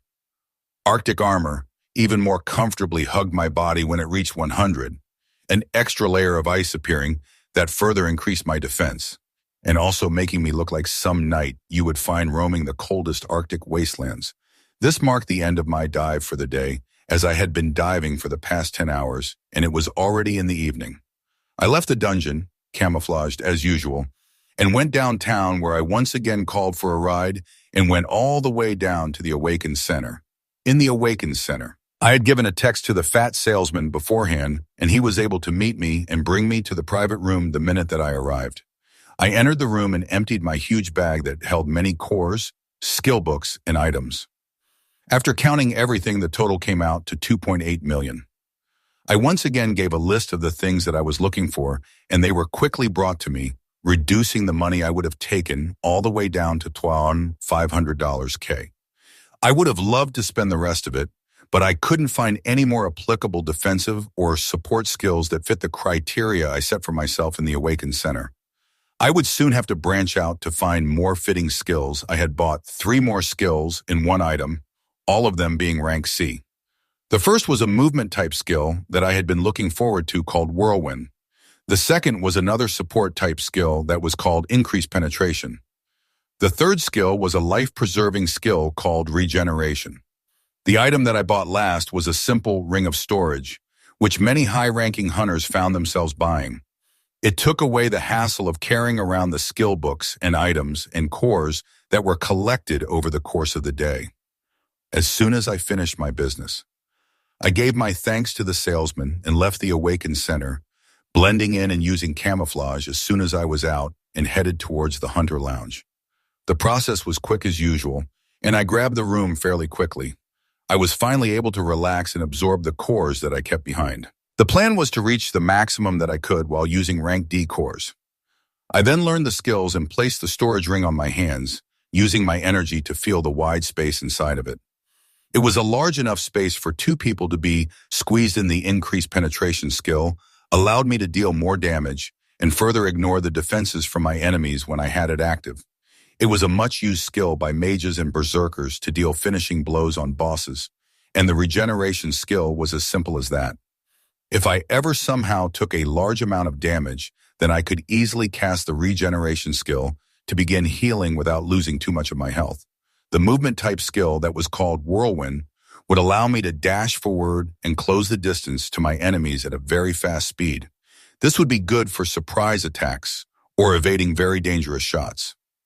Regeneration and Whirlwind could not be activated and tested at this time, but I quickly activated increased penetration, along with the rest of the defensive and support type skills that were in my arsenal. To keep their proficiency rising, I ordered room service as usual, and this time around I grabbed 3 platters of shrimp. My appetite seemed to gradually be getting larger and larger as time passed. I enjoyed the food when it came and took some time to think once or more over what happened today. I went over my run in the dungeon, the skills are used, and how to better use them or further improve. I felt like I had fully prepared for what was to happen tomorrow. With all of these skills that most hunters would be able to activate momentarily for a life-saving moment, I had them activated at all times.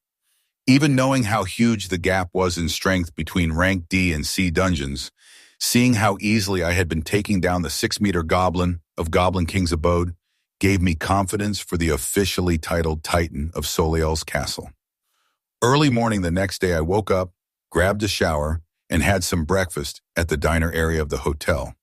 It was already 8 a.m. when I left the lodge to head towards Soliel's castle.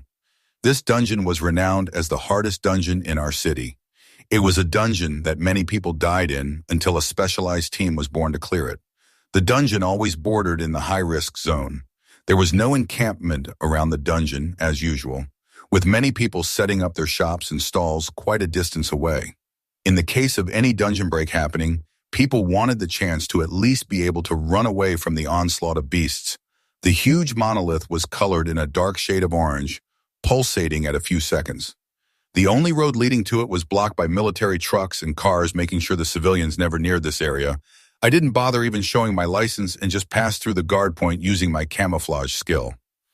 I soon arrived at the bottom of the monolith and I looked up at the huge structure. I closed my eyes and sat down near it, making sure I was still hidden while activating all my defensive and supportive skills, watching the proficiency rising in real time. I felt extremely confident in anything that I would face today, as the previous day, I had also absorbed many of the cores that I didn't sell, with my vitality and strength attributes capping at 150, along with the many skills that supported me. I highly doubted given a B rank, Hunter could endanger me. Not too long after a few people began appearing. I stayed hidden as I observed them. The first 2 were huge dudes in their 30s. They both held huge shields that seemed to cover their entire bodies. On their other hands were maces with spikes that shone red. Besides the armor they had on them, they didn't seem anything special. But these were genuine C-ranked hunters. The next to arrive were women that both held staffs on their hands, with magician's robes wrapping around them. They had a look of apprehension as they looked at the huge monolith. The 4 of them seemed familiar with each other as they began discussing some things soon after. The next one to arrive was a girl who seemed fairly young, in her 20s at most. This one had a blue sword on her waist, with her body covered with what I would only assume to be King's Valor. That too I also wore, surprisingly. This girl did not go towards and talk to me first 4, but she actually held a confident look on her face as she looked towards the huge monolith, making me surprised, as any rank C hunter could find themselves dead in this dungeon. So many held apprehensions. Anderson arrived soon after. His arrival stopped the discussions among everyone as they stared towards him.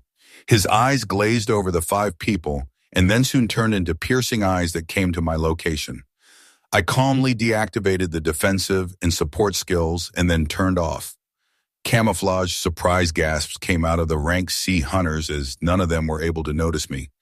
I wanted to test it just to be sure if Anderson would be able to pierce through the C rank skill's effect even if its proficiency was increased.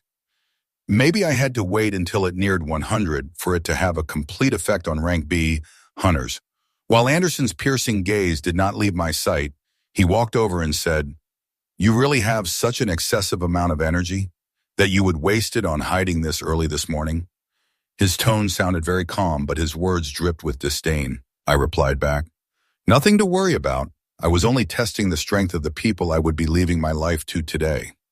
I seemed to have a knack of making him angry. His face became sour, and he turned away from me and addressed everyone. "I want the dungeon dive today to be a very clean one. We have 2 new hunters joining us. This one goes by Rachel, and this one is Noah. One is a berserker, and the other is a mage." He pointed to me and the girl that held a confident look on her face as he continued, "For you two, this will be your first run, so follow all directions and do not lag behind. This dungeon is different from the ones that you are commonly used to." These words were directed to Rachel and I. There is only a single floor in this dungeon, and it takes us almost half the day just to clear it. Do not be surprised by what you see. Protect yourself and cover each other's backs, and we should all come out of this alive. When the boss appears, leave it to me and follow everything I say. He articulated the next words very slowly. "In the case any problems occur and you see it coming towards you, do not stand idle. Run or you will die." I listened to his somewhat inspiring speech as we all prepared to dive into the dungeon. I had done my research previously about Soleil's castle, and his words were not false. The dungeon only had one singular floor, but this one floor took the lives of many, many hunters. As the speech was quickly wrapped up, he went towards the other 4 party members to discuss something, and I noticed an uncomfortable look pop up on their faces. Geez, did this guy actually have bad relationships with everyone? The girl that was apparently new just like me came towards me and said with a puzzled expression, "Why does it seem like there's friction between you and the strongest hunter in the city?" I smiled at her and replied, "I'm not sure either. I have no problem with the guy, but he seemed to not like me the moment so he saw me." She cocked her head in confusion as if she did not understand, and I said once more, "Don't worry about it. There should not be a problem." As soon as we finished talking, the rest of the group came towards us, and we went towards one of the square doors of the huge monolith. Once all of us were near, Anderson reached his hand out first, and the rest of us followed, quickly being transferred to the first floor of Soleil's castle. Noah Osmont. Occupation, hunter. Vitality, 150. Focus. Strength, 150. Skills, F Fireball, 100. F Heal, 43. E. Arctic Armor, 100. D. Flames of Torment, 97. D. Safeguard, 31. D. Danger Sense, 95. C. Arcanist Sphere of Protection, 93. C. Camouflage, 67. C. Aura of Haste, 23.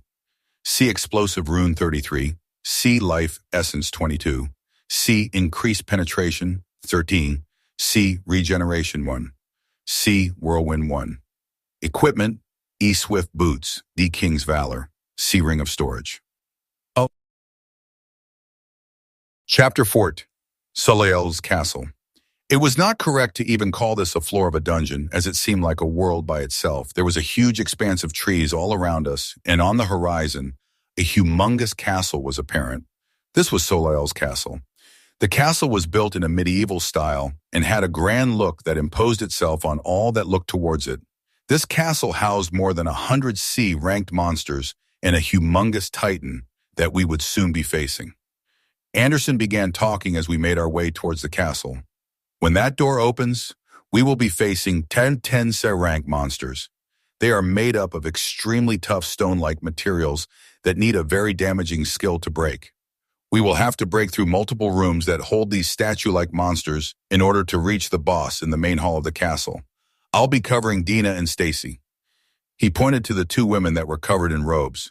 "And the 2 of you," he said, pointing to the 2 hunters holding the huge shields, "will cover Rachel and Noah, I do not want any mistakes. Be confident in your skills and attack to kill. The rest of the group nodded in understanding, and we were soon near the castle, which opened its doors to show a large room where 10 statues were standing still. The moment that we entered, the statues that were 3 meters tall and had a golden shine opened their blank eyes and came towards us. The 10C ranked monsters spread out all over the room and rushed in with a semicircular formation.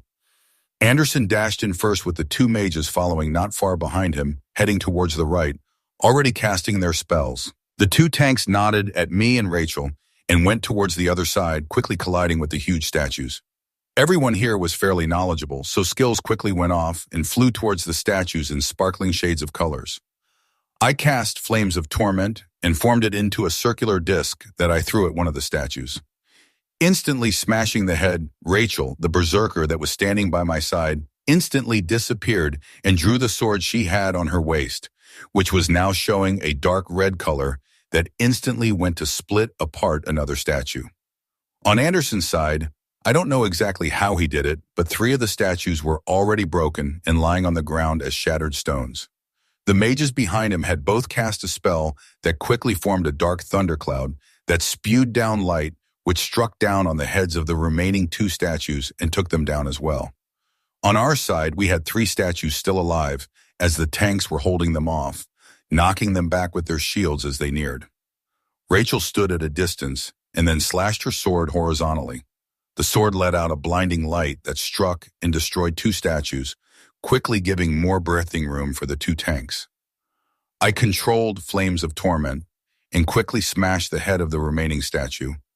It was just the beginning, but the teamwork seemed to be fairly solid.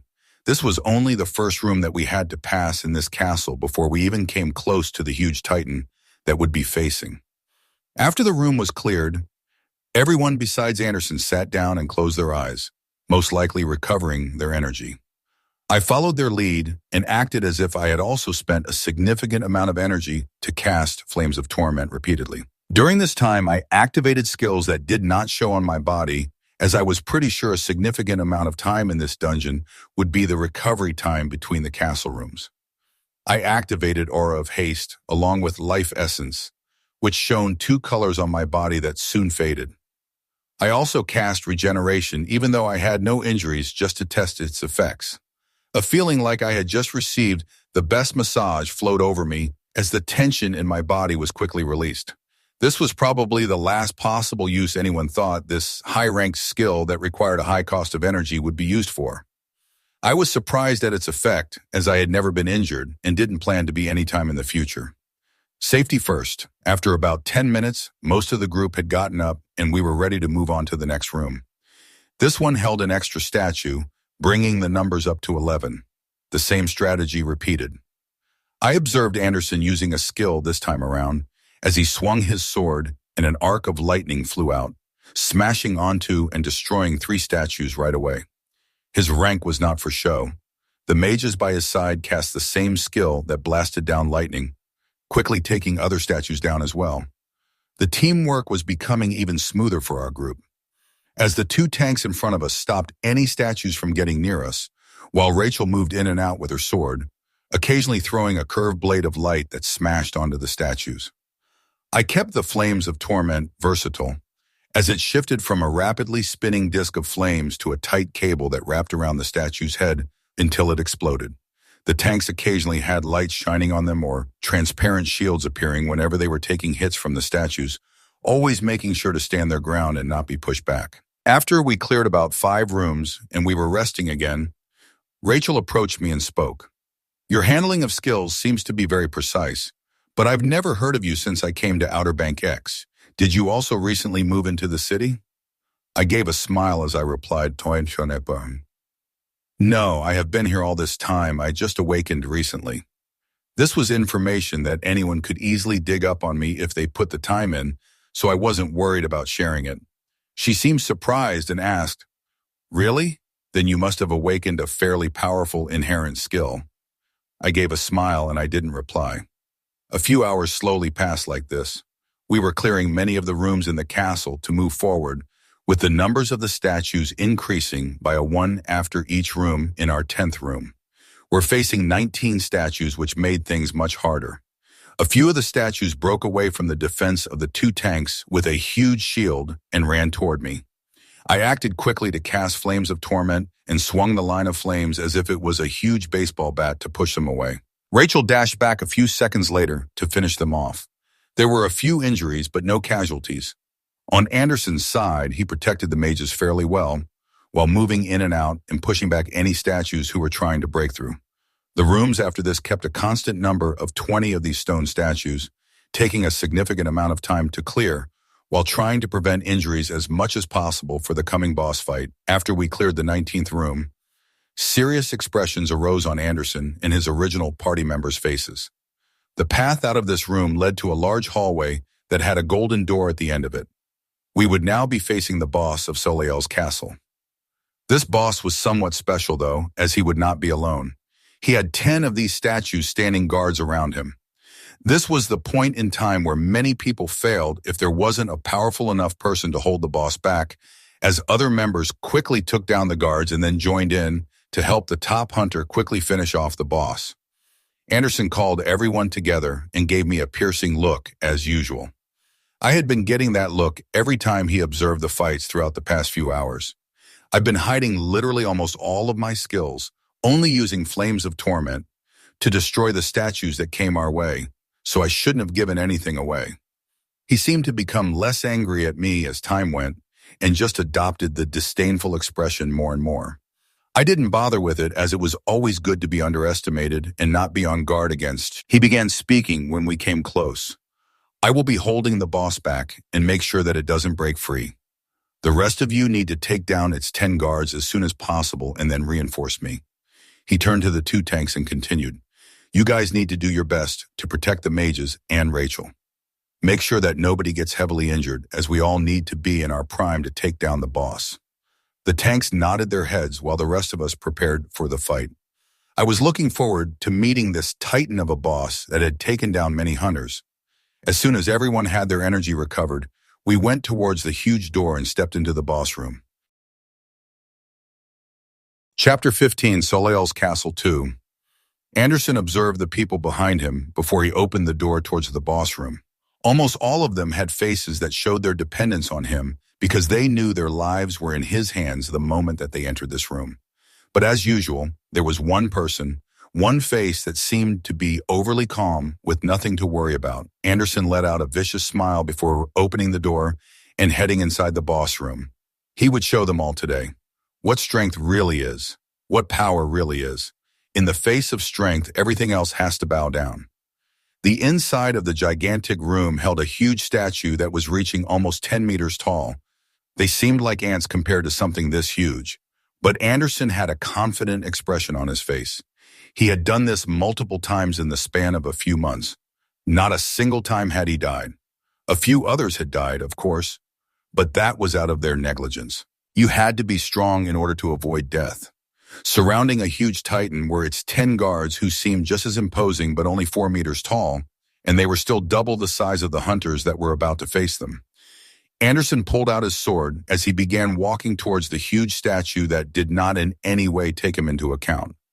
Halfway there, his body shone with an imposing red glow. Giant strength was activated, the only B-rank skill floating around Outer Bank X, and the skill that allowed him to go toe-to-toe with this huge titan. He grabbed his sword and he swung it towards the titan. A red crescent blade that was 2 meters tall struck out and hit the chest of the statue, instantly calling to attention its 10 guards and disrupting the peace in the hall. Anderson ignored the 10 guards as he rushed forward to continue attacking the giant statue. The 2 tanks that were equipped with extremely large shields, along with the 2 mages, Dina and Stacy, and Rachel, had all begun to cast their spells. The tanks reinforced themselves as the guard statues came and attacked them. The 2 mages had already cast their spells as huge clouds that began releasing lightning as if it was endless. Rachel's sword was pulsating in a red light as multiple red blades were released from it, going forward to attack then coming statues. As for Noah, he had cast the same skill that allowed him to move a huge cable of flames forward. The cable of flames quickly formed into a disc and shifted back and forth as it moved from one statue to another, either taking their legs or their hands, or completely smashing their heads. Cohen was observing all of this as he continued to fight with the boss. He had observed all of his team members over the past weeks, and he had been observing the new team members today. The new girl was fairly strong, but nothing to worry about. The only one he couldn't peg was Noah. He couldn't exactly see all the way through him. He wanted to believe that he was as weak as he showed himself to be, but something very simple was giving him away. The fact that this entire time while going down this dungeon, going to each room and taking down huge statues of monsters, not a single time was he flustered or worried. He showed no fear, no apprehension.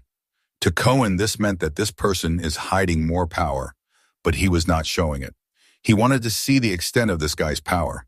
The 10 guards had lost their jobs as they were quickly taken down and transformed into rubble.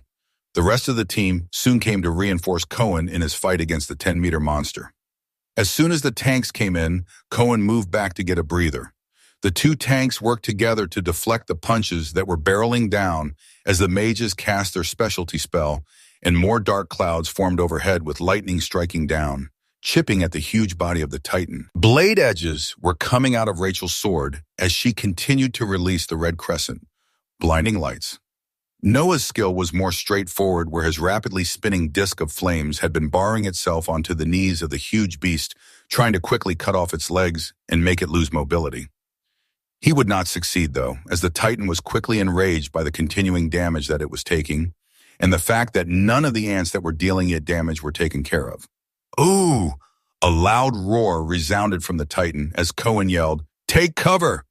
The mages ran behind the tanks, who lifted their shields up while the Titan was roaring. Cohen went towards Rachel and Noah and stood in front of them as the whole place seemed to shake, as huge boulders then began falling from the ceiling. This was the Titan skill, a type of skill that only began appearing on rank C, bosses and above. At the moment it was dealt a certain amount of damage, the skill was activated and boulders would begin raining from the skies. If you were slow in responding for even a second, you would find yourself squashed on the ground. The stones began falling down and heavily hitting the ground. The two tanks had their shields lifted up, slanted at an angle. Whenever the stones hit, the skills on their bodies shined and they grunted, but they survived. The two mages beneath them were still safe and sound. As for Anderson, he was even more straightforward, keeping his eyes on the ceiling and using his blade to strike down any incoming stones. If he missed any of the boulders fallen from the ceiling, Rachel would quickly move in and release another one of her plate lights, striking the huge stones and veering them away from their location. Noah, as a mage, should be taking cover with his weaker defenses and could only have his skill ready to be fired in the case any stone were to come his way. As the huge stones fell down with everyone focusing on keeping their lives, Anderson turned towards Noah as there was something we wanted to confirm. He wanted to know the extent of this guy's power and what exactly he was hiding. The Titan's skill was about to finish, and 3 more boulders that were heading their way. Anderson put on a fierce expression as his sword struck out towards the incoming stones. Rachel took care of the second stone, and Noah cast his spinning line of flames towards the third stone that was nearing his side. At this instant, though, an accident occurred. The stone that Cohen was taking care of did not break and veered off track. He made a sound as if he had slipped, and his blade just quickly grazed over the boulder that was coming down.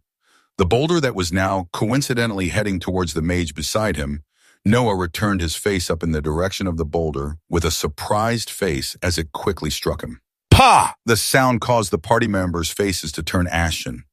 The 2 tanks and 2 mages off by the side quickly turning around to look at Cohen with an unbelievable expression. Rachel had an expression of disbelief on her face as well as she stared at Anderson and looked over the rubble where Noah was supposed to be. A brief second passed before a movement was heard and a person came out of the rubble. The sight they feared to see did not actually happen, as the hands there were reaching out to push the rubble of the stones aside were clear. His face was clear. There wasn't a single speck of damage on the man's body. The 4 party members quickly let out a relieved sigh and returned their sight toward the boss, as they couldn't spare a single other second with their eyes off the huge monster. Cohen spared Noah a glance before he quickly turned around and dashed toward the boss. The disbelieving expression did not leave Rachel's face, as she was very close and saw exactly what happened. There had been no accident, and that was all intentional. So she was shocked and didn't understand just what sort of irreconcilable problem had occurred between these two hunters that would cause something like this. Noah was coming out of the rubble with a surprisingly calm expression and dusted himself off as he looked at Anderson that was rushing towards the boss. How was he taking this so naturally? Did he not almost die? Rachel had a complex expression on her face as she shook her head and focused on the fight at hand. The two tanks were quickly blown away, and Anderson filled in their spots to hold the boss at bay.